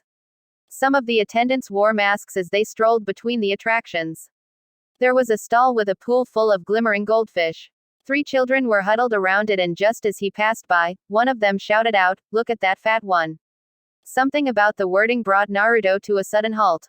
Everything was spinning, and for a moment, it was as though he'd been transported back in time. If he just looked, it almost felt as though he'd see 2 shadows walking in step behind him. He didn't look. Instead, he stood there, rooted to the spot. The crowd's chatter surrounding him seemed to rise in volume, filling his ears. Naruto. He stiffened, but it was a young boy staring uncertainly up at Naruto's hideout. There was one around his neck as well. It wasn't the first hideout Naruto had seen in the village. It seemed that for all its increasing tourism, Yugakure still had a population of aspiring ninja. Yes, he said. Recognition flooded the other boy's face, and he pointed at himself. Do you remember me? I'm Taki. You saved me. Naruto did a double take. In his memories, the child he'd saved in the midst of Hidan's slaughter had been barely older than a toddler, and yet the boy in front of him was already starting to lose his baby fat. While he was still shorter than Naruto, coming up to his shoulders, Naruto had a sinking feeling that he would soon be outstripped. It seemed not everything had stayed the same after all. I remember you, he said. The corners of his lips spasmed up in a shot at a smile, but from the other boy's faltering expression, it wasn't one of his better attempts. Where's the rest of your team? Asked Taki, looking around. Naruto felt his throat constrict. They're not here. It's just me. Oh. Taki stopped. It would have been nice to see everyone. His face brightened. Still, I'm really glad you're here. Hey, why don't you let me show you around? He hesitated. If it was anyone else, he would have declined. However, for this one vestige of nostalgia, he let the younger boy lead him around the village.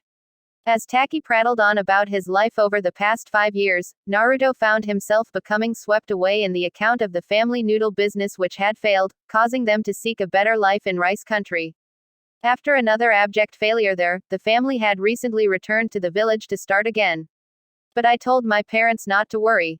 Taki tapped the hideout resting around his neck. I'm going to become a top-notch ninja and take care of them. There was a quieter section of the festival, separated from the colorful stalls and the crowd's chatter by billows of warm steam that rose up from holes in the ground. A small shrine stood there, dimly lit by candles. What's this? Asked Naruto. He didn't remember seeing such a place before. Taki's face was solemn. This is where we remember everyone who died that night. My parents and I come here often to burn incense. In a flash, Naruto remembered that the boy hadn't escaped the incident unscathed, he had lost his sibling. Feeling the need to say something, he said, "I'm sorry I couldn't save your sister." It had never before occurred to Naruto to be apologetic, but even as he spoke, he suddenly realized that he did feel sorry to the young boy standing before him. Taki shook his head. "To be honest with you, I don't really remember her much anymore." He touched his hair, a long thin braid trailed down from the side, and smiled. "The one thing I remember is that mother used to braid her hair. That's why I grew this out. So I don't forget." Naruto paused, debating whether he should say it. If it's any consolation, Hidan is dead. Rai killed him in battle. According to the reports, with his unique brand of immortality, Hidan wasn't strictly dead. However, the Anbu ops had gathered the separate pieces and sealed them away, so he was as close to dead as possible.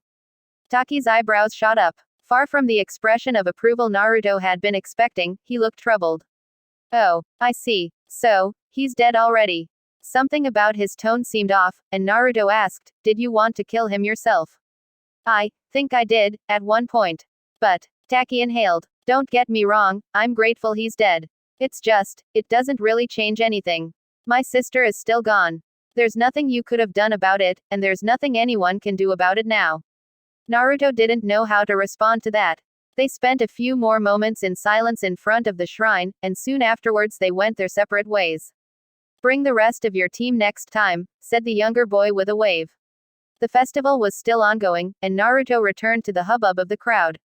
As he walked aimlessly between the stalls, he couldn't stop thinking about his conversation with Taki. Even though he had lost his sister 5 years ago, he had none of the bitterness Naruto would have expected.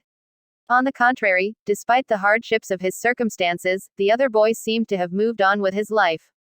It was such an alien concept to Naruto, he found it difficult to wrap his mind around. How could you smile while thinking of someone you had lost? There had also been Taki's response when Naruto had questioned whether revenge was his goal. "It doesn't really change anything."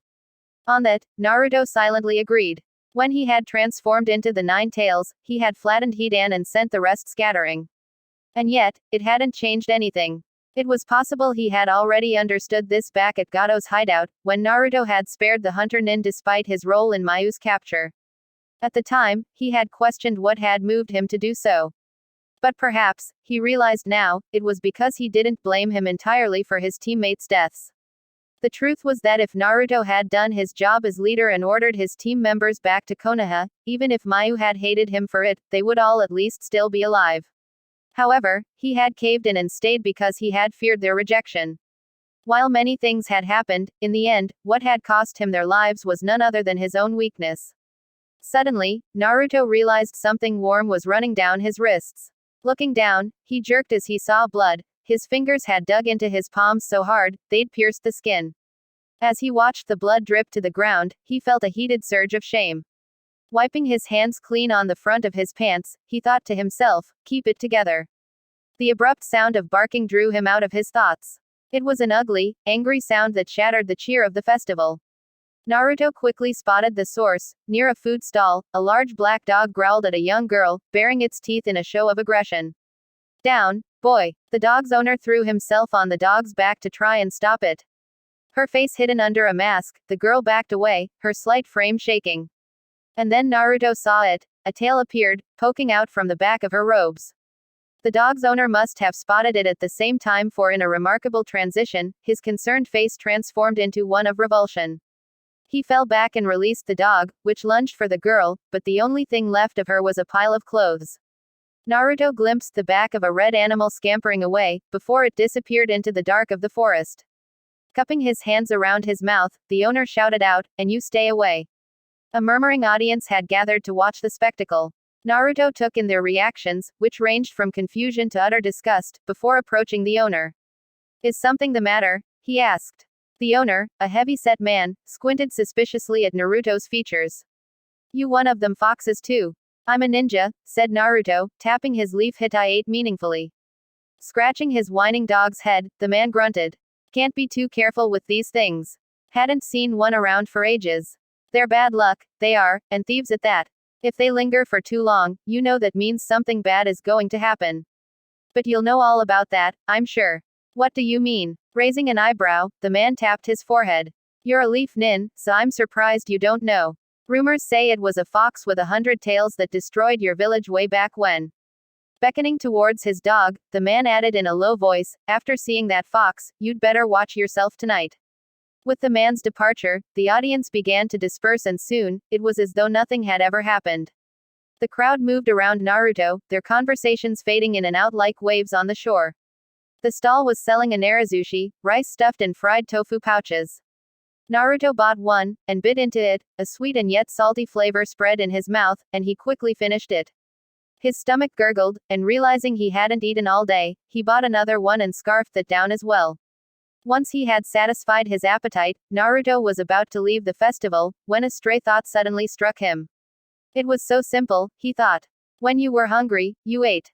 He looked down at his stinging palms. The blood had dried and he could see it already healing. Letting his hands fall back down by his sides, he made up his mind. Naruto bought a box of the narazushi and walked into the forest. The sounds and lights of the festival faded behind him, and he was soon alone. The summer breeze that brushed against his skin was cool, and the dark sky above was filled with stars. He came to a stop before one of the trees, and lowered himself on a knee. A wary voice came from the branches above his head. What, are you here to mock me? Naruto placed the box down on the ground. I brought a better offering. A beat passed, and then with a rustle, the fox jumped down to the ground. Wearing a cautious expression, he examined Naruto's face, before dashing forward and tearing into the fried tofu. Clearing his throat, Naruto said, just so you know, I'm the Jinchuriki of the 9 tails. So you are. Munch, munch. And I am a fox. Naruto hesitated. What can I do to be worthy? Rice sticking to his snout, Amakuro said, you can start by getting me another box of this. Jiraiya had yet to make an appearance, no doubt, he was off doing more research for his novels, and so Naruto booked a lone room for himself in Enin that evening. Laying back on the futon, he looked up at the dark ceiling before closing his eyes. You saw only what you didn't want to see. He had thought about Amakuro's words all day, and after talking to Taki, he thought he had an inkling as to why he had seen Mayu on that night. Maybe he had known all along. Naruto had tried to let go of the past to endure, like Kakashi had told him to. He had tried to replace his team with his training, in the hopes that everything he was feeling would go away. However, even though he had tried to forget, the void was still there, as raw as it had been since the day he'd first felt it. How could you smile when you were alone? How could you endure when it was your fault? There were so many things Naruto didn't understand, no matter how much he thought about it. Even if he spent the rest of his life scouring through the archives, his sanctuary where he had once thought he'd unearthed the secrets of the world, he knew that he would never be able to find the answers he needed there. His heart was spinning with regrets and his head was spinning with questions. But at some point in the night, the smell of a narazushi lingering on his clothes carried him to sleep. The next morning, when Naruto woke up, he found a note waiting for him. Sliding the door of the inn open with a clatter, he left the establishment. The sun was just starting to rise, the rest of the village was still asleep, and the air was still with silence. Blearily making his way to the village entrance, he spotted a lone figure leaning against the gates. As his eyes adjusted to the glow of the sunlight, the grinning face of Jiraiya came into focus. We've got a long journey ahead of us, said the sage. If you thought your training until now was hard, I've got something coming for you. Taking in a deep breath, Naruto rolled back his shoulders. And then with a nod, he took a step forward. If there was one thing he had learned over the past year, it was that there were still many things that he didn't understand. But he wanted to learn. Chapter 31, Heroes Come Back. In the 3 years since Gato's death, the capital of Wave Country had completely transformed from an impoverished state to a prosperous trading port. What had once been a ghostly coastal town now teemed with the busy activity of commerce and the background bustle of what it took to run it. While it was a change brought about by the efforts of many, no one could deny the role played by the construction of the bridge that connected the island to its much larger neighbor, the Land of Fire. Spanning the sea in a long unbroken line, the bridge culminated in an erected wooden post seared with the bridge's name, the Bridge of Remembrance. Tizuna, the master bridge builder, had stated in his opening ceremony address that it was in honor of the sacrifices that had made the bridge's completion possible. It was not out of the ordinary for passing travelers to observe a moment of silence before moving on to their next destination. However, one particular morning found a certain figure lingering before the post far longer than could have been considered proper. A tip-off muttered in the ear of a wave border official soon brought the man striding over to investigate. Hey, you there, don't you see the sign? It says no loitering. Drawing closer, he realized the vagrant wore a leaf hideout, and came to a wary stop. Do you have your papers, sir? Papers. The ninja echoed, cocking his head. He was of average height, with cropped red hair, and wore standard, if bordering on threadbare, ninja fatigues. The official cleared his throat. Yes, sir. Your customs papers. Even though it had been 2 years since Wave Country had officially tightened security around its border, there was still the odd journeyman who'd only just resurfaced and had yet to catch up with the changing times. Right. My papers. Raising a hand, the ninja pointed at something behind him. There, he's bringing it. Disapproval creasing his brow, the official began to turn around. Sir, I recommend that you keep your own papers on yourself at all. He suddenly broke off, realizing there was no one behind him. Something low hummed in the air, and he looked back, but the ninja was gone. The official gulped. He had worked in this field for long enough to know the trees had eyes, and even though he knew the ninja was long gone, he began to make a show of searching the area. Frankly speaking, he hoped his transfer request would go through soon. Border duty was way above his pay grade. If a Megacure's claim to fame was its never-ending rainfall, Haku thought Konoha could put in a strong bid for perpetual sunshine. At the very least, he was fairly certain his skin had been irradiated more in the past day alone than in the last 3 months combined.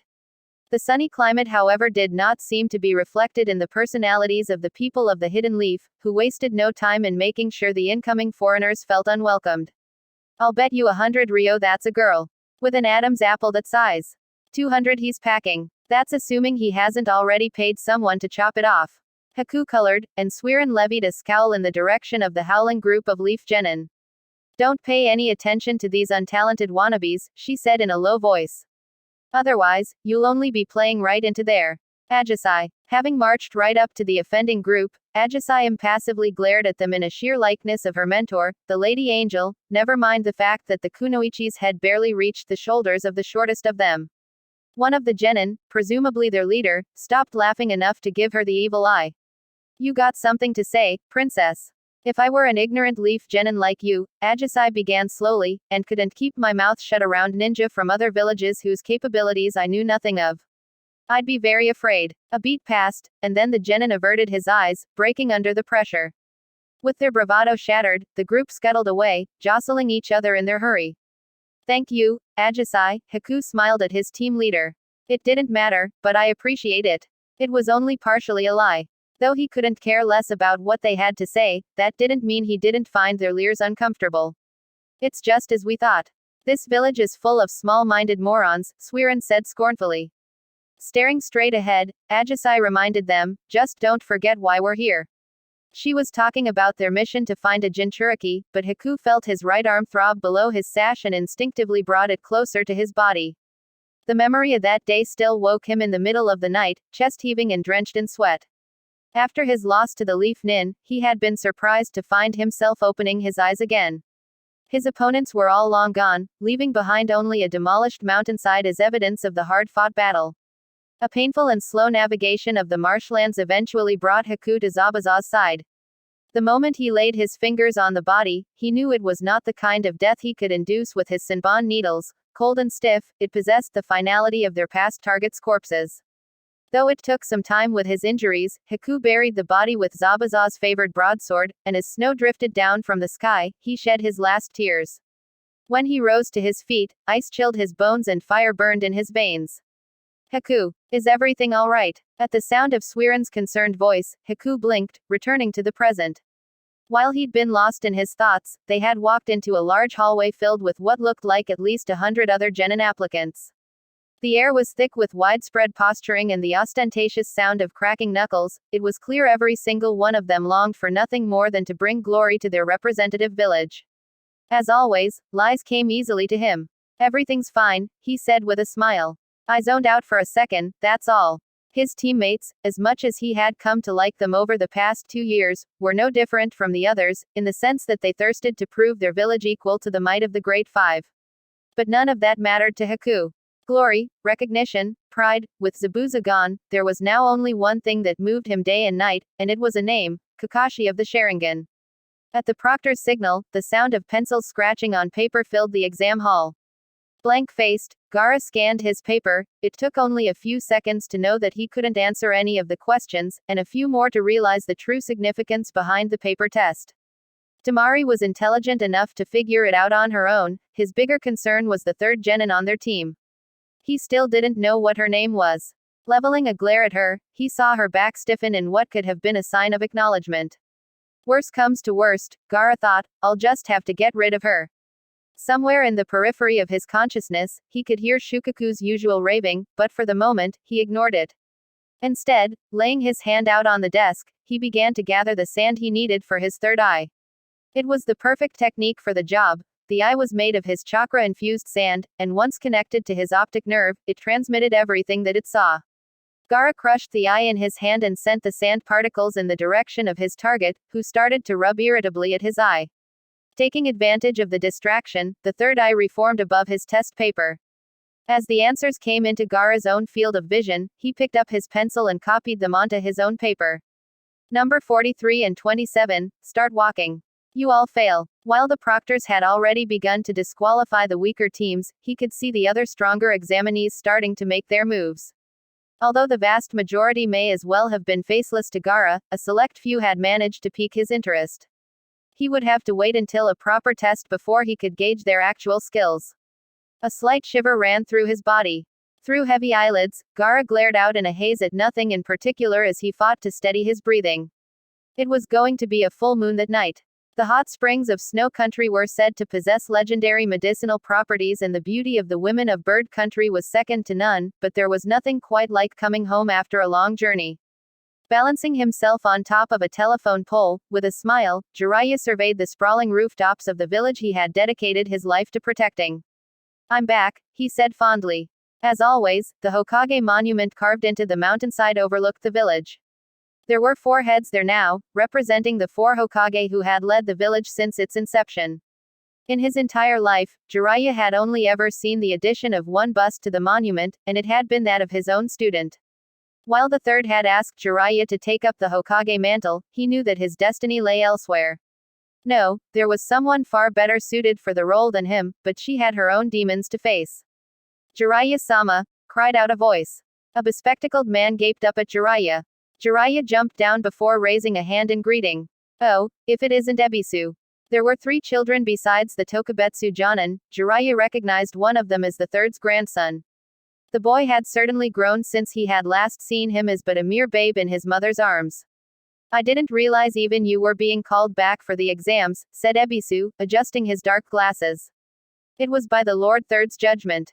And old as he is, I trust he hasn't gone off the deep end just yet, said Jiraiya affectionately. Yes, and it's reassuring to see you back in the village. Now, if only Tsunade-sama would change her mind. A cool breeze swept through the area. Jiraiya watched a lone leaf swirling through the air. If only, he thought, they would both change their minds. Gathered beyond a padlocked fence, the group of genin who had passed the first exam all gazed with trepidation up at the forest of death. Watching their reactions, Sakura held back a smile.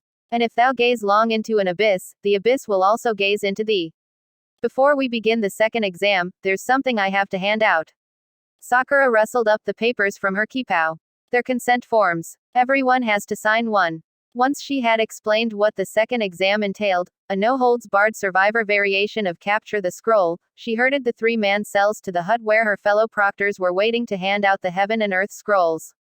There were 26 teams, meaning there were 78 applicants still in the running.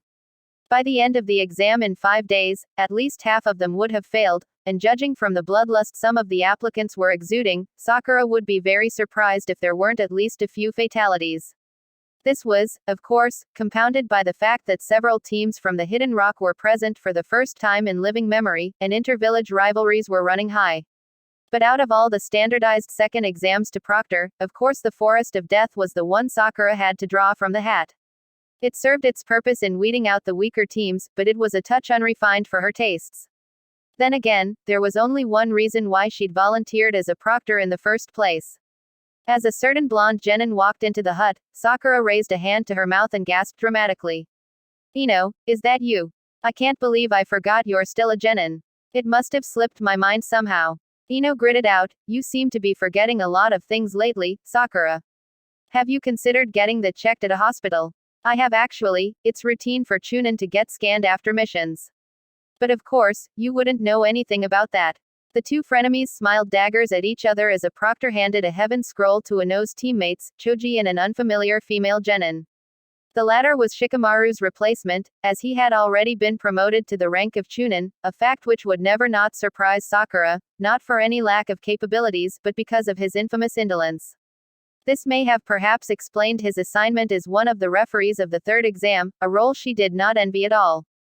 The genin teams were all situated at the gates, waiting for her signal to start the exam, when a blonde male suddenly flickered into the space beside her. Sakura raised a questioning eyebrow. "What is it, Menma?" she asked, wondering whether he'd brought news from the Hokage.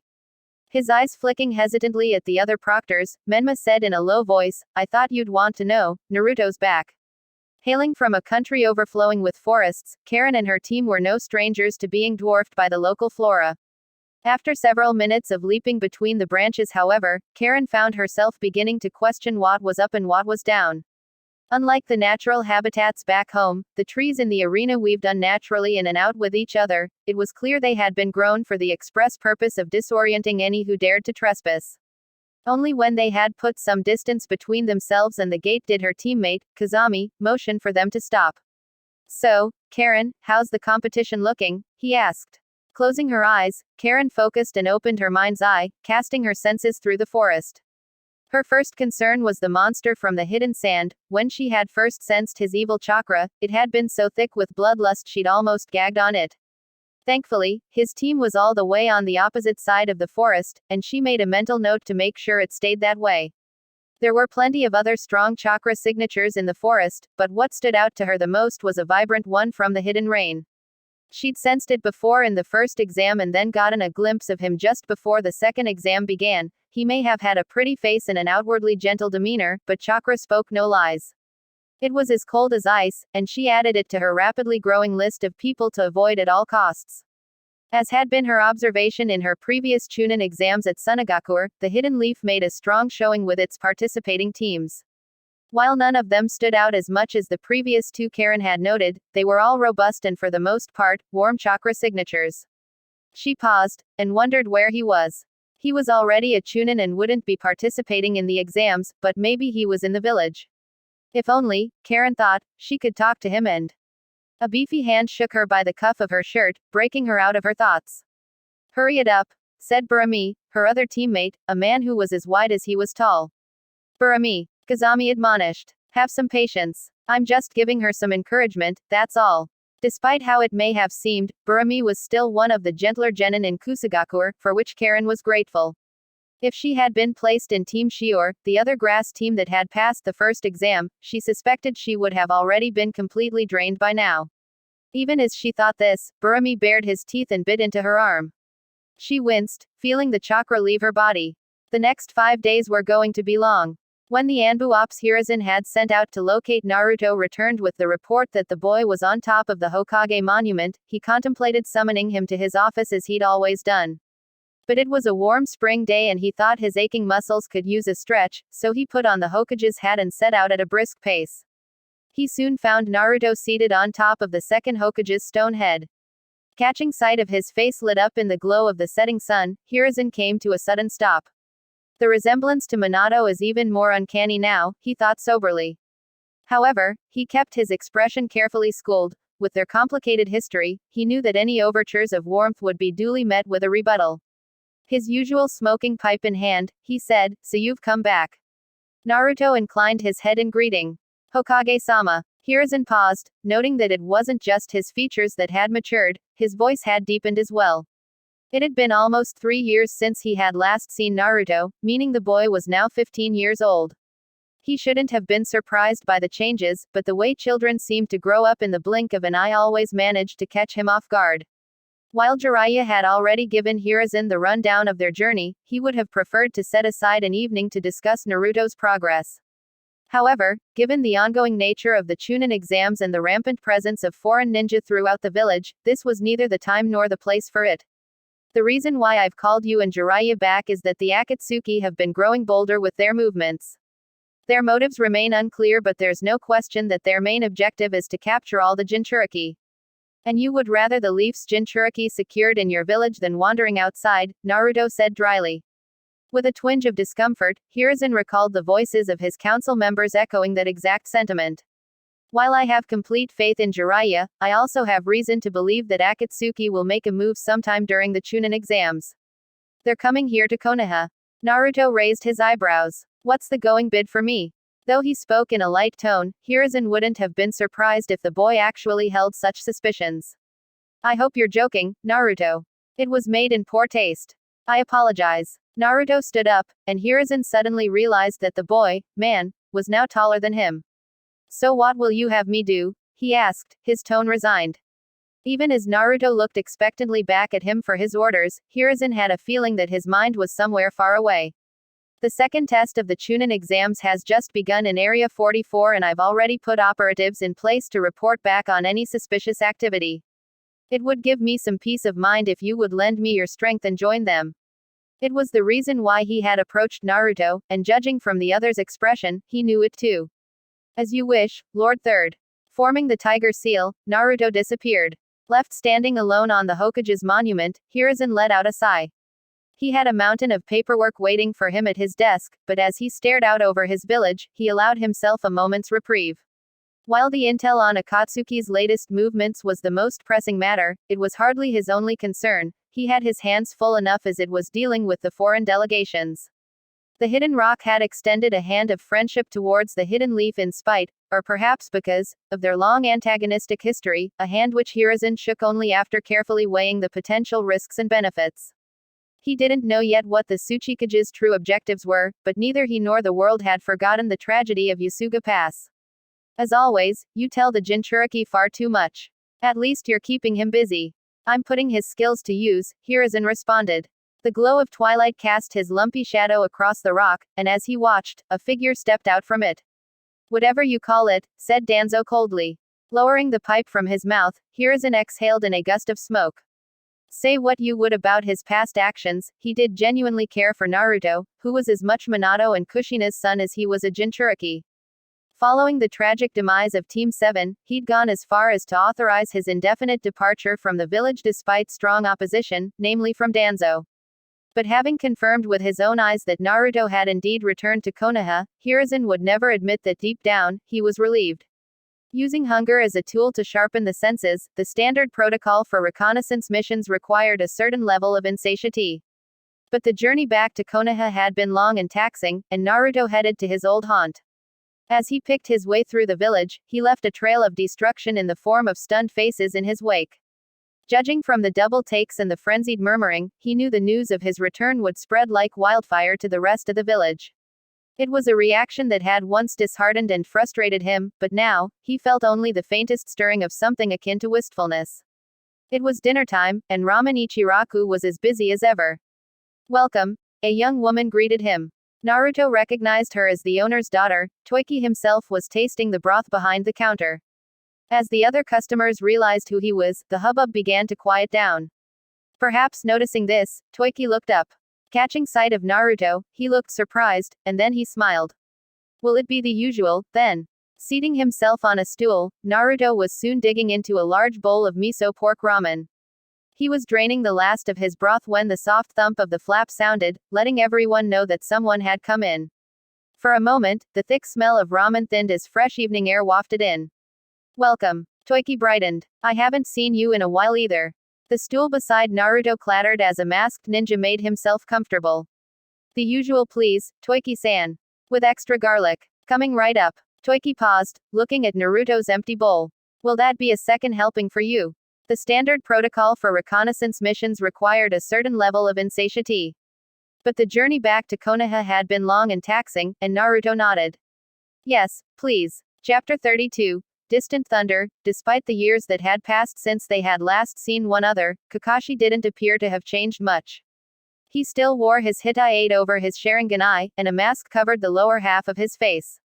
There may have been one or two more wrinkles around his lone visible eye, but his hair had always been silver, and while 3 years had felt like a long time to Naruto, in the grand scheme of things, it probably wasn't very long at all. You look the same, sensei. While still facing the counter, Kakashi's eyes veered to the side towards him. I'd say the same about you, Naruto, but I'd be lying. You've grown. I finally hit my growth spurt, he replied dryly. It's not surprising, given who your parents were. Who knows? At this rate, I'll catch up to you, sensei. Toiki slammed 2 steaming bowls of ramen before them. Eat up. Taking out a pair of chopsticks from a wooden box, Kakashi said, poor is the pupil who does not surpass his teacher. Or so they say. The miso broth and the ramen noodles were thick and hot, and the pork belly slices melted into Naruto's mouth. They downed their broths at the same time, lowering the bowls down on the counter. The other customers in the stall had started to talk again, and the ambient noise of their chatter circled around them. It was Kakashi who restarted the conversation. I'm heading Team Shirakumo now. Naruto had suspected as much. Are they giving you as much trouble as we used to do? Through the mask, the corners of Kakashi's mouth lifted back. If only. With the way Sakura and Menma are constantly at each other's throats, I'm just amazed they made it in one piece through their Chunin exams. I suppose Sasuke probably had something to do with it. Then I take it they won't be participating in the Chunin exams going on right now. They've been Chunin as of 2 years ago. While the other Jonin teachers have been exercising a bit more caution with preparing their students, when it came to this team, I couldn't have stopped them even if I'd wanted to. His old teacher's voice was exasperated, but Naruto could detect a note of pride in it. The news of the other Jonin teachers holding back their genin was hardly surprising for Naruto. In wartime, when personnel was running scarce on the battlefields, any schmuck who could throw a shuriken was promoted to Chunin and sent out to fight. But in peacetime as they were now, when their ranks were already thinned out, it must have been quite the unexpected blow to lose 2 promising young Chunin and a veteran Jonin on what had started out as a standard B-rank mission. What was more disconcerting for Naruto, however, was the careful way Kakashi was treading regarding the topic of his new team. He thought it was a given that a ninja of his talents would be charged with the instruction of another promising team. Still, considering the atmosphere of their last exchange before Naruto left the village, Kakashi's trepidation was understandable. Is that you, Naruto? You're back. Naruto took a second to identify the blonde male in leaf Chunin fatigues beaming down at him as a member of Team Shirakumo. Or rather, Team Kakashi now, he supposed. Drawing up before them, the male, Menma, as he recalled it, took in Naruto's appearance with a wide-eyed look of disbelief. Wow, it's really you. How was your training? Menma leaned in towards Naruto, dropping his voice conspiratorially. I heard you were with one of the Sannin. It seemed Menma had yet to learn a thing or two about personal space. Naruto felt himself sweat. Congratulations on your promotion. Surprisingly, Menma waved a dismissive hand. Oh, that was a while ago. What's more impressive is that you got direct training from one of the Sannin. I mean, Kakashi-sensei, no hard feelings, but, a Sannin. None taken, said Kakashi cheerfully. Menma, aren't you supposed to be helping to proctor the Chunin exam? Right. I was looking for Sasuke, but then I heard that Naruto was here. With a grimacing salute, Menma disappeared under the stall flap. Left in the wake of what felt like a passing storm, Naruto looked down into his bowl, his reflection swimming in the remaining flecks of oil. While he didn't know exactly what he'd been expecting, it looked as though everyone was doing well. In his absence, the world had continued to move. The flap to the ramen stall lifted up once more and someone walked in with an exclamation of hunger. The dinner rush was about to begin. Standing up to make room, Naruto and Kakashi paused and regarded each other. Though he'd barely reached Kakashi's shoulders before, they were almost the same height now, and the idea of him outstripping the Jonin no longer seemed so far-fetched.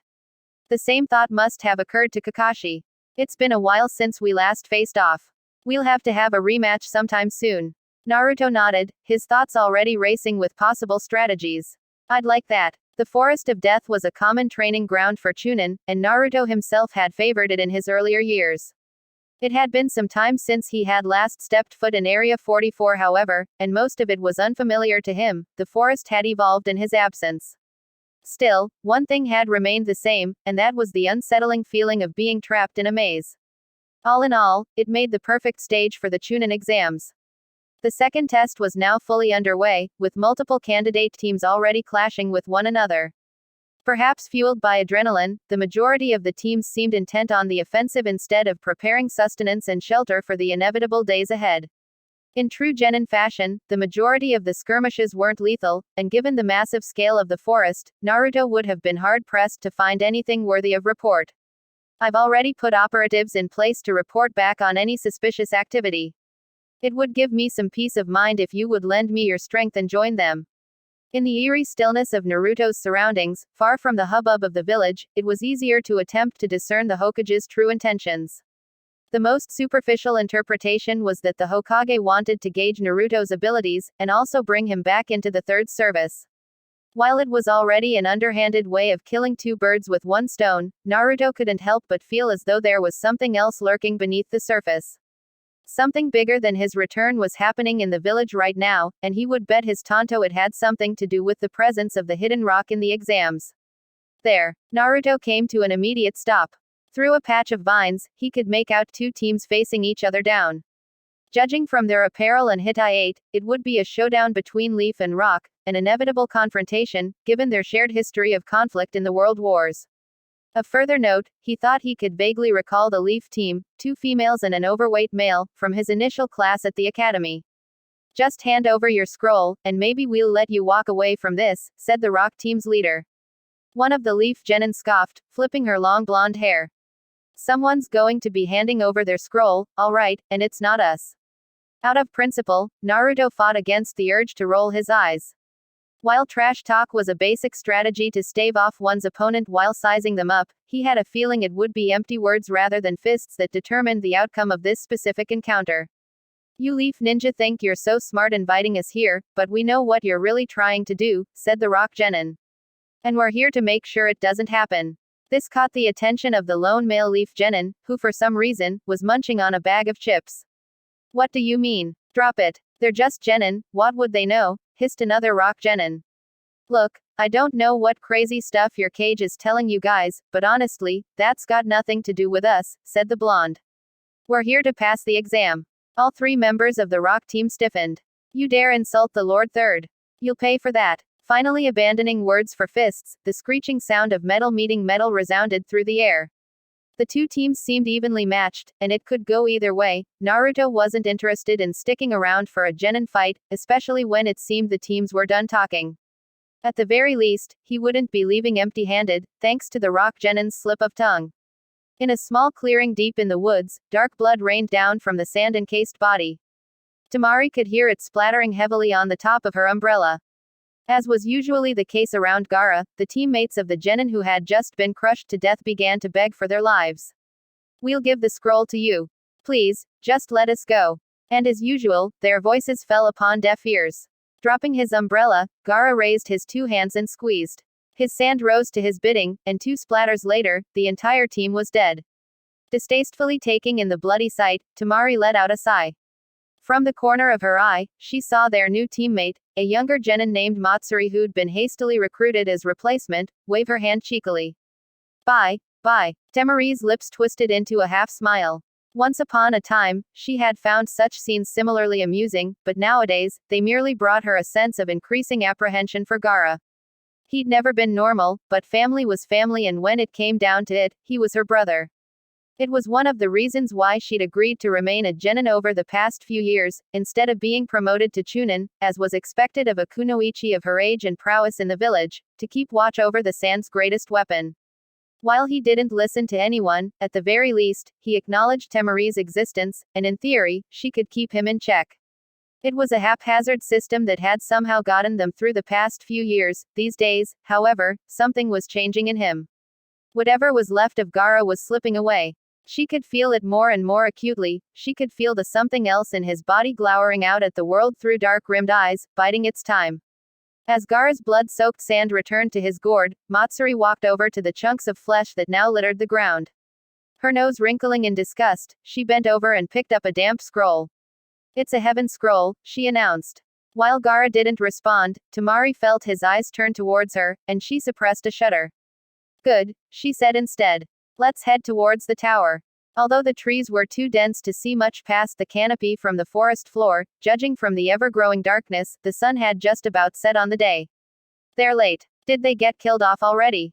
Burami grouched, hungrily tearing the cap off a large mushroom. Kazami paced, as he had done for the past hour. It's hard to believe Shior and his team, of all people, would have been taken out so quickly. It's not like them to run late, but if Karin can't see them. Despite having already searched the forest several times within the last hour, Karin had been unable to locate the chakra signatures of their fellow Kusa-genin. With her current capabilities, the range of her mind's eye was wide enough to cover the radius of a large swath of the forest. It was a grim indicator of their fates. Well, she could have messed up, so have her check again, said Burami impatiently. Opening her mouth in protest, Karin had to stop herself. While she'd yet to meet anyone who could hide their chakra from her, her teammates didn't have as much faith in her abilities. And in her opinion, it was always better to be underestimated. Completely closing her eyes, she concentrated her mind's eye, and froze. There was a new chakra signature within her range, rapidly approaching them, and it was so foul, she felt bile creeping up her throat. It reminded her of the pungent smell following a battle, when the reek of rotting flesh from both the injured and dead started to permeate the cloth of the medical tents. It was moving at almost unbelievable speeds, and it seemed as though it would pass them by, when, to her horror, as though sensing her gaze, it suddenly seemed to slow down by them. If there was one thing Karin's years in the hands of Zosui had done for her, it was honing her survival instincts. Said instincts were screaming at her now, and immediately opening her eyes, Karin stood stock still as sweat poured down from her temples. While it was not the biggest or most powerful chakra signature she had ever seen before, she had never before felt so much like prey, trapped in the impending fangs of a predator. Even if she were to run now, she knew it was far too late. What's wrong with you? As though sounding from a distance, Karin heard Burami ask. It was astonishing to her, how unaware her teammates were of their imminent demise. They were almost within the striking distance of an absolute monster, and yet Kazami continued to pace and Burami, to eat. Several minutes went by, each second passing like daggers stabbing into her chest. But nobody approached them, and when Karin finally reined in the courage to check again, the chakra signature had somehow disappeared. She was just about to open her eyes, when suddenly, she felt what she had been searching for from the moment they entered the village, an immense chakra, both sharp and rough, both cold and yet strangely nostalgic, a chakra full of contradictions. They said that 3 heads were better than 1, and in Naruto's case, 20. While the Hokage had said there were other operatives in the forest running surveillance, they would not be reporting back to Naruto, nor did he have any faith that the Lord Third would be in the mood to divulge any information. Once his shadow clones had been sent out to disperse themselves throughout the forest, Naruto decided it was late enough in the day to pursue his next priority of interest. Naruto bit into his thumb for the blood offering. Kuchio's no jutsu summoning technique. Clouds of smoke fanned out from a red fox that landed nimbly beside him. About time. I was starting to think you'd finally given up. You won't get rid of me that easily. We'll see about that, said Imakuro, flicking his tail. Naruto eyed the fox critically. It had definitely gotten bigger since he'd last summoned it just a few days ago. Whereas the fox had barely reached his knee the first time they'd met, its head now reached Naruto's shoulder, and that was with his own growth spurred over the past 2 years. It was a possible indicator that, no matter how much Imakuro griped about helping Naruto, it was reaping some tangible benefit of its own out of their contract. Either that, or Imakuro was as much a shooting beanstalk, as it often delighted in describing him, as Naruto. The forest of death was almost entirely covered in a canopy of dense foliage, but it thinned out towards the center, allowing moonlight to peek through to the forest floor in patches. Taking in a deep breath, Naruto settled down in one such patch. Bringing his hands together on his lap, he closed his eyes and stilled his heart. By signing the summoning contract with Imakuro, Naruto had expected to eventually be granted access to the Fox's Sage region. When Jiraiya had first introduced the notion of Sage Mode to Naruto, he had told him of the wonders of Mount Myoboku, an entire hidden land that served as home for the toads and training grounds for hopeful practitioners to hone their senses. When he'd first ventured the topic with Imakuro, however, the fox simply looked amused. Why settle down when foxes can live anywhere the moon reaches? The key to reaching Sage Mode was concentration and balance. The first part was not an issue for Naruto, who had long since mastered the art of meditation. The issue was with the latter. Balancing natural energy with his own physical and spiritual energy wasn't as simple as it sounded, especially when his energy happened to harbor a tailed beast. Whenever he thought he had achieved balance, something in the beast's chakra rejected it, creating a disturbance that destroyed it. Something about it brought back some dusty memories for Naruto. Back when he had been in the academy, he could remember trying to study the seal on his abdomen and the nine tails chakra that always seemed to disrupt his ninjutsu. Ultimately, his efforts hadn't led anywhere thanks to the interference from the taboo seal, and he had simply chosen to ignore the alien chakra. Given this frustrating impasse with the beast's chakra, Naruto was beginning to wonder if there was something he could do to block it from his own. However, while Jiraiya had taught Naruto the fundamental basics of Fuinjutsu over the years, it wasn't something that could be properly explored for a pair that had constantly been on the move. Dismissing these thoughts, Naruto was just starting to channel his focus when Imakuro spoke. "I sense a giant mass of chakra in the forest, another tailed beast." Its voice was low and urgent, with none of its usual snide. In an instant, the implications of such a statement became clear. A freed, rampaging tailed beast would undoubtedly have made itself known by now, which could only mean that there was another Jinchuriki in the forest besides Naruto. The question then became, were they one of the genin candidates, one of the foreign delegates, or something else? Before Karin could convince herself that it was a bad idea, her mouth opened on its own. "I've found him." Her teammates shot to their feet. "Lead the way," said Kazami, his voice tinged in obvious relief. Swallowing, she nodded. Though Karin would pay for it dearly when they found out she'd been lying, she couldn't let this chance slip through her fingers. For all she knew, Naruto was simply taking a shortcut through the forest on his way out of the village. She wanted to meet him, properly this time. She wanted to thank him for the fish, and ask if he remembered their fight in the Hidden Sands Chunin exams, and, well, she didn't know what else she could say to him, but in her surging excitement, she brushed that negligible thought aside. She could tell Naruto had several clones spreading out through the forest, but the real Naruto wasn't too far from their team's position. As she focused, she could sense a secondary chakra presence with him. Though it wasn't human, she could sense a connection between the two, a summons, perhaps. The trees were starting to thin out, they were drawing close. Karin could feel her heart pounding in her ears, and she sped up, leaving behind her teammates. Soon, they would meet. As though Naruto didn't already have enough on his mind, Imakuro's ears fell back flat against its head. "There's a sensor type nearby, and they're coming straight for us," it warned. "They shouldn't be an issue for you, but there's something about one of them." By then, Naruto could pick it up as well. A team of 3 was rapidly approaching, making little effort to hide their presence, which meant they either thought he was weak, unlikely, considering the pinpoint accuracy with which the sensor type had detected him, or that he was their ally. Neither was true. However, while he could have used some light exercise, he wasn't a participant in the exams, and he had a feeling the Hokage wouldn't be appreciative of such direct interference. It was time to leave. A wave of blue lightning crackled from his feet up to his head before dissipating into the air. The low, almost indiscernible hum of electricity filled the air, and as Naruto felt his hair stand on end, he knew that if he so chose, he could have been to the other side of the forest before his pursuers could even stop to blink. But something about the way Imakuro had described it had piqued his interest, and Naruto slowed down just long enough to get a glimpse of his would-be pursuer, a red-headed Kusa genin about his age, eyes starting to widen in belated shock as he passed her. As he shot out of range, he thought she looked vaguely familiar. Chapter 33. Evening Moon. As the various genin teams were herded to their assigned gates, Team Agisai found themselves starting the second exam at Gate 3, putting them deep in the northeastern sector of the exam site. According to their team's sensor, Suiren, that also put them well within striking range of the monster from sand. "You're sure that's the Jinchuriki Tenshi-sama was talking about?" Agisai asked for the 5th time that day. "Who else could the lady have been speaking of?" said Suiren. "It was so monstrous, the moment I felt it, I almost threw up." Haku resisted the urge to scowl, forcibly maintaining his usual serene smile. Almost, was an understatement. The oily stain on his sash from when she'd dribbled on him could attest to that. Suiren cast him an anxious look. Given his level of chakra, I don't know if even Haku could win in a one-on-one against him.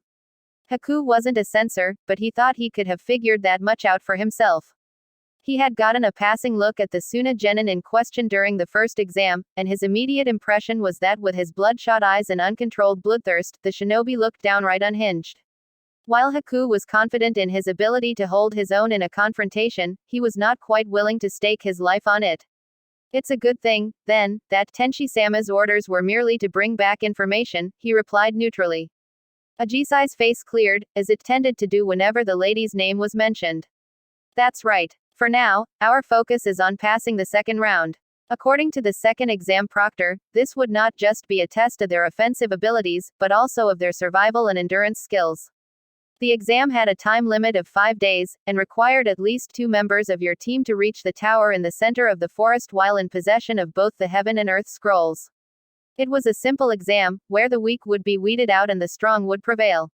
While Haku's teammates were not exactly prodigies, they were more than capable of carrying their own weight, and he had little doubt they would pass. Unfortunately, it seemed that the exam had other plans for Team Agisai. Just as they had divided up their roles, Suiren suddenly stiffened, her face turning ashen. There's something coming. Run, she broke off as with a flash, a thin line of red appeared on her neck, and then her head twisting at an unnatural angle, she crumpled to the ground. Haku had already started to move the moment he saw the look of horror on Suiren's face. Just as he dodged backwards, he managed to catch sight of a long and narrow blade slashing right through where his head had been. Suiren, he heard Agisai cry out in anguish. Good, she had survived, too. No longer caught under the element of surprise, it was a simple matter for Haku to detect the shrill sound of metal flying through air. Easily deflecting the kunai with his senbon, he backed up against Agisai, who had drawn out her armamentarium of sealing tags. Not bad, an unfamiliar voice breathed. It belonged to a genin that had suddenly appeared, dangling upside down on a nearby tree branch. His long black hair hung to the ground, revealing his kusa hideout. Now, why don't you show me what else you've got? Haku raised his left hand in a seal. Gladly. The air rapidly dropped in temperature and the forest around them filled with thick white mist. Though he didn't wear the hunter nin mask anymore, Haku could feel his emotions receding, and his face glazed over. It felt more natural that way, than the smiles he always wore in public. It told him that he hadn't forgotten his roots. Hyoten. Hyaso, ice release, ice spears. In an instant, ice crackled out of midair into deadly spears that exploded into the tree the genin hung from. With inhuman speed, the genin leapt away, letting loose a ghostly laugh of delight. Not to be forgotten, Agisai jumped in, sending a barrage of summoned shuriken after the genin. However, the genin was proving himself slippier than he'd appeared, as with apparent ease, he weaved between their combined attacks. Eyes narrowing, Haku sped up and matched the shinobi's movements. In a match of speed, he would not lose.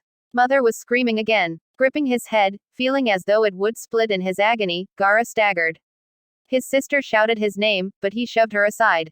Rip her head off, crush her into pieces, give me blood, feed her to me, slice her up, rip out her heart, give me blood, give me blood. The screaming always began at night. It was strongest when the moon took up the entire sky. Gaara knew that a single moment's lapse of consciousness would lead to Mother taking over his body, and he couldn't let that happen. He wasn't sure why, but he knew he had to stay alert.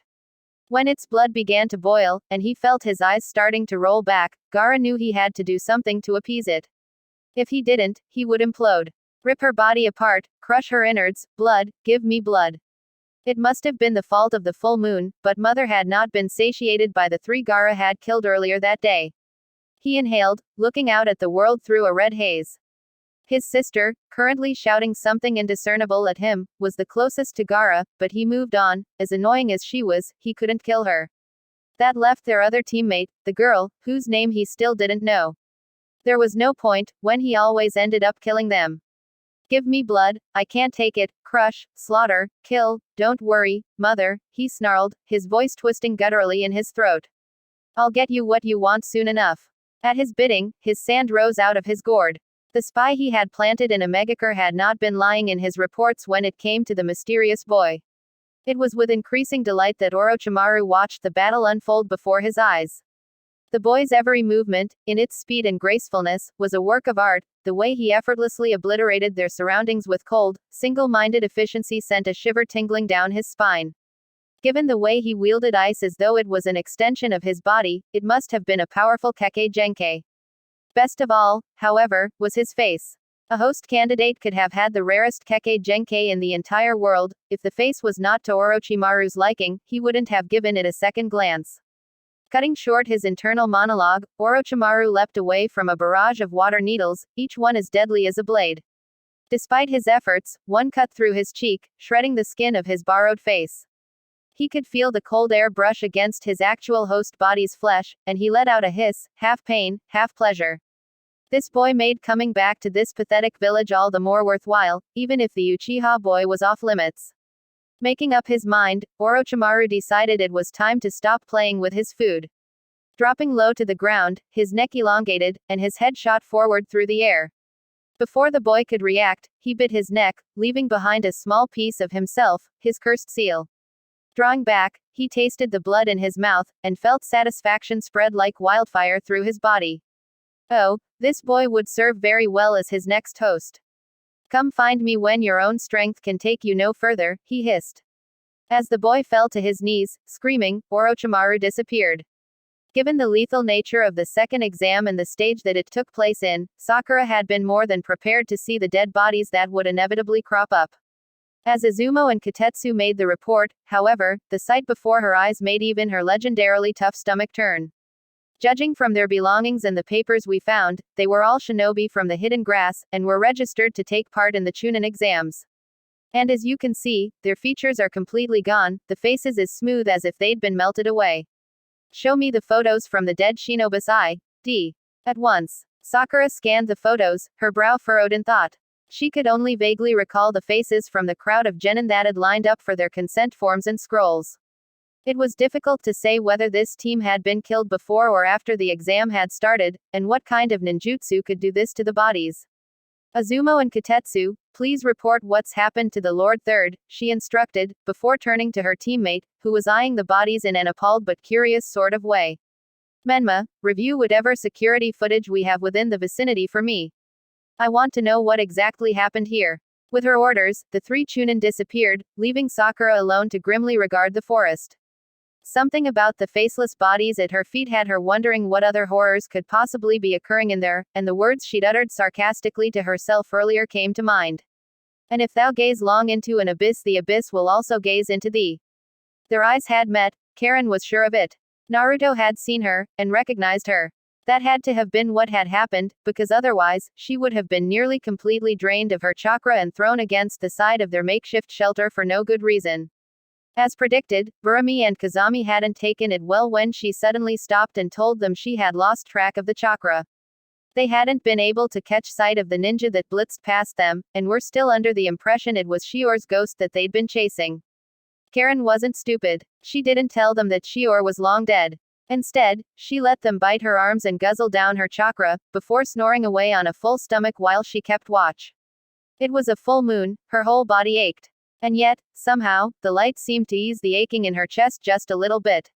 As the first day of the exams drew to a close, and Anbu Black Op approached Naruto and traded off with him for the night, the Lord Third apologizes for putting you to work so soon after your return, and bids that you get some rest before resuming duties in the morning.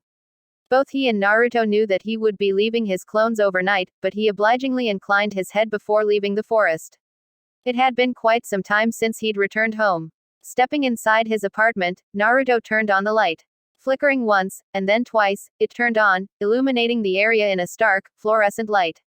The first thing Naruto noticed was that someone must have recently cleaned it, for instead of the thick layers of dust he'd been expecting, it was spotless and smelled vaguely of detergent.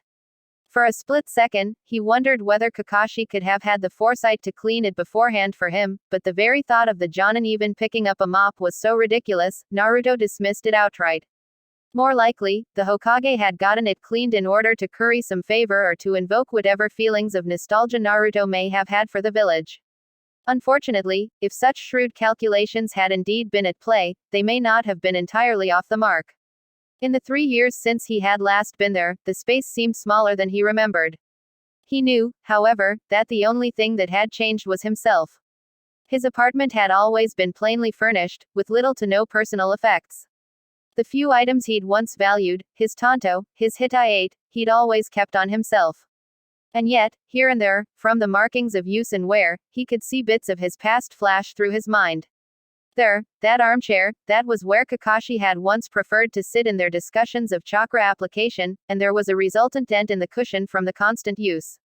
There, that crack in the wall by the entryway, that was from all the times Rai had slammed the door open when Naruto didn't answer on the first knock.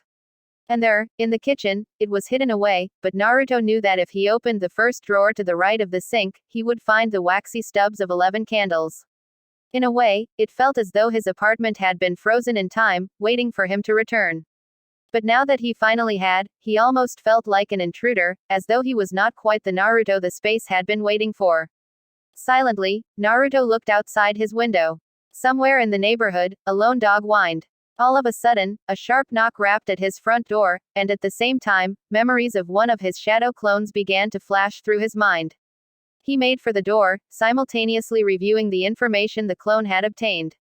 To his disappointment, there wasn't much he didn't already know, as all it confirmed was that the hidden rock was participating in the exams for less than amicable reasons. Though it was nothing the Hokage wouldn't already be fully aware of, he made a mental note to send along a messenger clone later on. The door swung open to reveal yet another familiar face.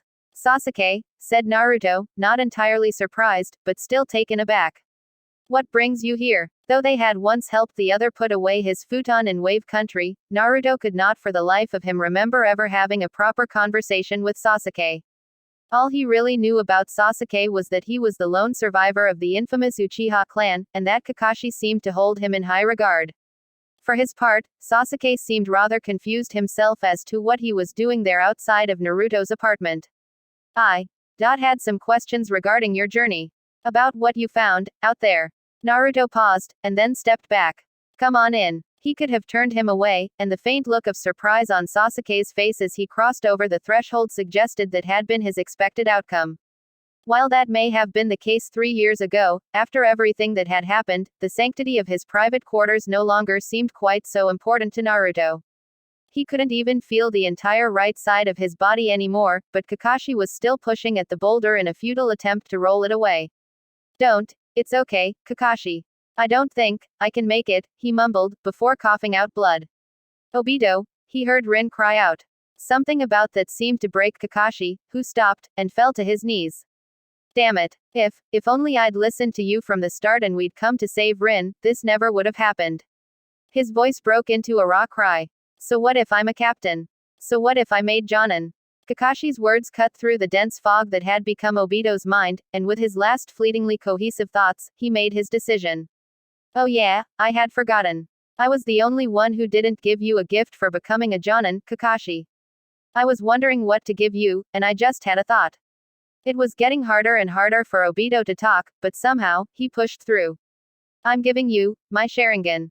Whatever the village may say, Kakashi, you are a great Jonin. His lone eye visible through the mask flew open. Breathing hard, Toby sat up. It was dark in the hideout, and as his breathing evened, he could make out the dark outlines of the various sound operatives scattered throughout the cave. Near the entrance, the pair on guard duty glanced at him before returning to their game of cards. Putting some distance between himself and the hideout, Toby eventually found himself at the edge of a cliff. He exhaled, and looked up at the sky. It had been a long time since he had last seen that dream. The night was still, and the moon was full. Chapter 34. Homecoming. Ignoring the inevitable staring that followed as soon as he had entered the stadium, Naruto seated himself in the stands. He was technically there to gather information on the foreign participants, though he suspected the Hokage had just wanted to keep an eye on him. However, he couldn't complain. The mission fell along the lines of his own interests, what with Imakuro detecting a Jinchuriki in the forest. It seemed this year's crop for the Chunin exams had more than its usual share of talent. The number of genin passing the second exam's criteria had exceeded expectations, and the proctors had set up a preliminary stage to trim the proverbial fat. The same thing had happened when Naruto had taken the exam. Had it really been only 4 years ago? So many things had happened since then, it almost felt like the events of a past life. Back then, he had still been under the influence of the taboo seal, and his biggest preoccupation had been on improving his standing in the eyes of the village. But now, he was here, on the other side. He sat in the stands as a part of the faceless audience that had once jeered down at him. Their spectacle was the group of genin that stood at attention at the center of the arena. Several faces immediately jumped out at Naruto, first and foremost, a male Suna genin. He was pale, with auburn hair and black-rimmed eyes. It was a distinctive appearance that Naruto immediately recalled having glowered at him during his short time in Sunagakure. Even without seeing him fight, Naruto could tell that he was strong. Given the amount of attention he was getting from the rest of the spectators, it was clear he was a popular contender. The next face he focused on was a kunoichi from the hidden grass. She was the same sensor that had pursued him in Area 44 during the second exam, and now that he looked closer, the persistent sense that she looked familiar grew even stronger. His eyes locked on her bright red hair. It wasn't every day that he saw a shade so similar to his own. Unlike the third exam, the victors of the preliminary matches will be determined on a first blood-drawn basis, said the third proctor, a Chunin with a spiky ponytail. The first match will be between Temari from the Hidden Sand and Akamichi Choji from the Hidden Leaf. A blonde kunoichi, yet again, another familiar face from the time when Naruto had taken the exam, and the chubby genin he'd seen in the forest stepped up to the platform stage. While he hadn't stayed long enough to see the outcome of their fight against the Iwa team, he supposed they must have emerged the victor. In terms of aptitude, it was an oddly balanced match. While Temari was clearly the more experienced ninja whose skills would easily have matched those of most Chunin, her primarily long-range wind release techniques were weathered without too much difficulty by her bulkier opponent. Choji, on the other hand, seemed to rely on a clumsy but powerful technique that combined his sheer mass with his chakra, turning into a ball that left a destructive crater wherever he landed. If he had actually had the speed to keep up, he would have demolished Temari in a single hit. The specific conditions of the match, however, gave one of the pair a clear advantage, a fact that she clearly realized. Abandoning her fan, which seemed to multiply the power of her techniques, but slowed them down in the process, Temari began to circle Choji, swinging her palm towards him at every opportunity, while always staying just out of his range. Each swing generated a blade of wind that propelled itself towards Choji's body, and it was a testimony to the level of her mastery over wind release that each struck with deadly precision. As Choji switched to a more defensive position, Temari picked up her offensive, and soon, it was almost as though she was dancing around him, each swing of her hands adding to an inescapable net that closed in around the leaf genin. It was a slow but calculated execution, and eventually, one blade of wind slipped through Choji's defense, slicing through his sleeve. A thin, inarguable line of red glistened on his forearm. It was the barest of cuts, and would have hardly hindered the genin. However, rules were rules, and the first blood had been drawn. "Stop!" shouted the proctor. "The winner is Temari from the Hidden Sand." His declaration was met with a polite smattering of applause from the audience. The Jonin in front of Naruto yawned. It hadn't been the most exciting match, and had ended on a technicality. Judging from the neutral expression on Temari's face, she knew it too, and she descended from the stage without celebrating her victory. However, something about her had caught Naruto's attention, and he found himself admiring her composed attitude. She knew her strengths and her limitations, and used her given constraints to her advantage. She would make a great Chunin. Her face wasn't bad to look at, either. From his travels with Jiraiya, Naruto had seen more than his fair share of beautiful women, but with her sharp, even features, he thought Temari left quite a lasting impression on her own terms. "Something catch your eye, Naruto?" asked Kakashi, who'd joined him at some point in the battle. Naruto immediately removed his scrutiny. While it was an innocent enough question, given the shrewd side-eye the Jonin was directing at him, he thought the safer bet would be to deflect the question. "Looks like it'll be a strong group of contenders this year, especially from the other villages. There's not much I can say about Konoha's showing, however. Well, there's been some buzz over the Hokage's grandson, though that may be more due to his lineage than his prowess. And, I wouldn't be so quick to dismiss the others." Having said that, Kakashi offered him a mysterious smile. Following Naruto's return to the village, he had wondered how to resume his relationship with his former teacher. It seemed he needn't have worried, however, as Kakashi was clearly making a conscientious effort to maintain the amicable atmosphere of their meeting at Ichiraku. The next match will be between Ajisai of the Hidden Rain and Yamanaka Ino from the Hidden Leaf. "Beggy." Even before the proctor's hand had fully extended into the air, the blonde leaf genin made her move. Making a square with her hands, she directed them at her opponent, a stone-faced female. Ninpo. Shinranshin no Jutsu, mind destruction technique. While Naruto had certainly heard of the Yamanaka clan, the only Yamanaka he knew in person was Menma, and he had never gotten the chance to take a close look at their famous clan techniques.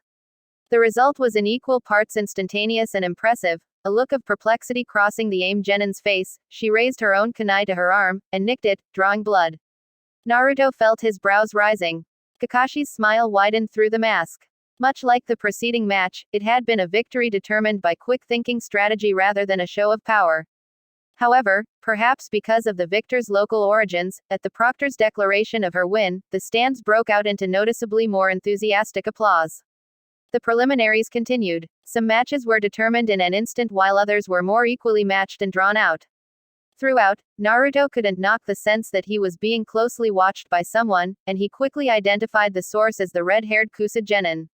The moment they made eye contact, the girl's face broke into a big smile that made Naruto blink. Unfortunately, he wasn't the only one to have noticed the unsolicited attention. You know her, Naruto. It seemed nothing ever escaped Kakashi when he put his mind to it.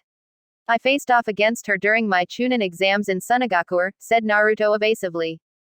The memory had come to him shortly after first catching sight of her, though from what he recalled, nothing had passed between them that would have warranted such a warm greeting. And that's it. That's it. Kakashi didn't sound convinced, though he dropped the topic.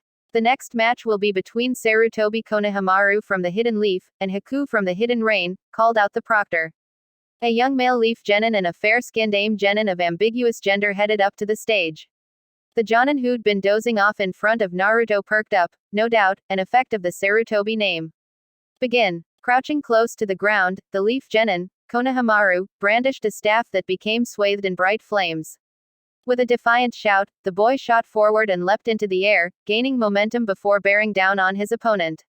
In an effortless dodge, the aim genin slipped past Konohamaru and returned with a barrage of Senbon directed straight at the leaf genin's exposed back. Not so easily outdone, Konohamaru twisted and spun his staff, the needles bursting into flames as they were batted away. For a moment, their respective weapons held out defensively before them, the two regarded each other warily, and then shot towards each other once more. Despite Konohamaru's obvious talent, the aim genin called Haku wielded an agile speed that would have left the average jonin in his dust, and Naruto was surprised the battle had progressed as far as it already had. This phenomenon only started to make sense when he realized that, for some reason, Haku had yet to use any ninjutsu, and that on top of that, they weren't using their right hand. Naruto swallowed. Alarms were going off in his head as he watched the shinobi weave in and out of Konohamaru's relentless attacks. That speed and Senbon-based offensive, combined with their disabled right hand, could it be? Was it the mercenary he'd encountered at Gato's hideout? Naruto had left him alive, after all, so it was well within the realms of possibility. But if that was the case, why wasn't he using his ice release ninjutsu? Eventually, the fight between Konohamaru and Haku drew to a close when Haku's swift movements threw the younger genin off balance. Stumbling, one of the Senbons slipped through his defenses and cut his cheek.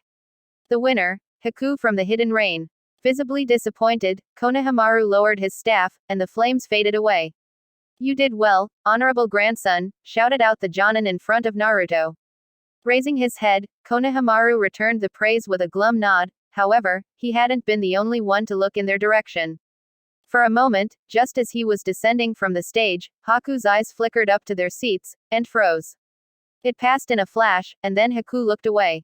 To any other bystander, it wouldn't have raised any flags. But for Naruto, it was the final nail in the coffin. Haku knew who he was, and that could only mean he was the hunter nin from Wave Country. What was he doing all the way here, masquerading as an aim genin? Was it for revenge? But there was something odd about the way Haku had been looking at them. Given that the moment had passed, it was difficult to say for sure. Rather than at Naruto, it had felt as though the shinobi had been looking at the seat beside him. Casually, Naruto glanced at Kakashi. There was no reaction there, making it a difficult situation to decipher. Before he could ponder on it further, however, the coming match would quickly overshadow its significance. The next match will be between Gaara from the Hidden Sand and Furuyo from the Hidden Rock. The proctor needn't have announced the next match. The moment the Suna genin stepped onto the stage and saw his opponent, the sheer wave of malevolent bloodlust he exuded swept over the stadium, stunning the entire audience into silence. Naruto felt the hair on the back of his neck stand on end. As for the match, it was over in a flash. One moment, the two genin were facing each other on the stage. The next, sand erupted out of the Suna genin's gourd, enveloping the other before he could react. When the sand receded, it revealed a broken corpse lying prostrate on the ground. Dark blood trickled from the agape mouth and swollen eye sockets.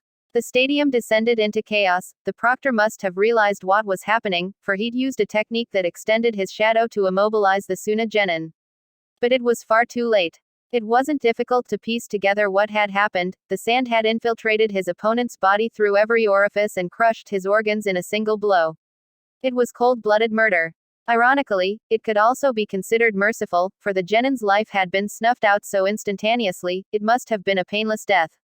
Several medical nin crowded the dead genin's body, as futile an effort as it was, and the third exam's proctor continued to hold Gaara in place. The genin did not fight against it, his icy cold eyes glowering out at the audience, he stood stock still. His tremendous bloodlust had abated to a steady stream, as though it was a separate entity that had been momentarily satiated. Naruto felt his heart tremor. He didn't need to summon Imakuro to confirm. He had found him, his counterpart, the other Jinchuriki in the forest. Eventually, after an emergency meeting between the proctors, Gaara's win was declared valid, on the technicality that first blood had been drawn on the moment of his opponent's death. His name was added to the brackets for the official third exam, and the preliminaries continued. However, none of the following matches proved to be of any note for Naruto, with perhaps the lone exception of the fight between the Kusa Kunoichi and her leaf opponent, a bout from which she emerged the victor. By the end of the preliminaries, the skies were red and orange as yet another day drew to a close. Reflecting on the events of the past day, Naruto decided to take the long route home as an opportunity to stretch his legs. There were multiple things to take into consideration, most notably the hunter nin he'd fought against in Wave Country, and the Hidden Sands Jinchuriki. There were so many forces in motion, so many unknowns, and he knew it couldn't be coincidence that all of this was happening at the same time. It seemed that Naruto had returned straight into a predator's web. Here and there, with every discovery, he thought he could just barely make out the faint outline of a spinning line. Who, or what, was the mastermind pulling the strings? Deep in thought, before Naruto had properly realized, his lone footsteps had taken him the opposite way from his apartment. While it wasn't too late to turn back, he kept going, and soon, he found himself staring at a series of names inscribed in a stone face. Kamizuki Mayu. Hagain Rai. There was a white carnation at the base of the memorial stone. Taking care not to disturb it, Naruto sat down. He let out a slow exhale, and the numerous thoughts crowding his head faded away. These days, for Naruto, time seemed to fly by in an instant. With his training, there was always something to learn, something to practice. Like clockwork, the sun rose and set without fail, the world moved without rest. But here, just here, for a moment, he felt timeless. I'm home, he said, at last. Chapter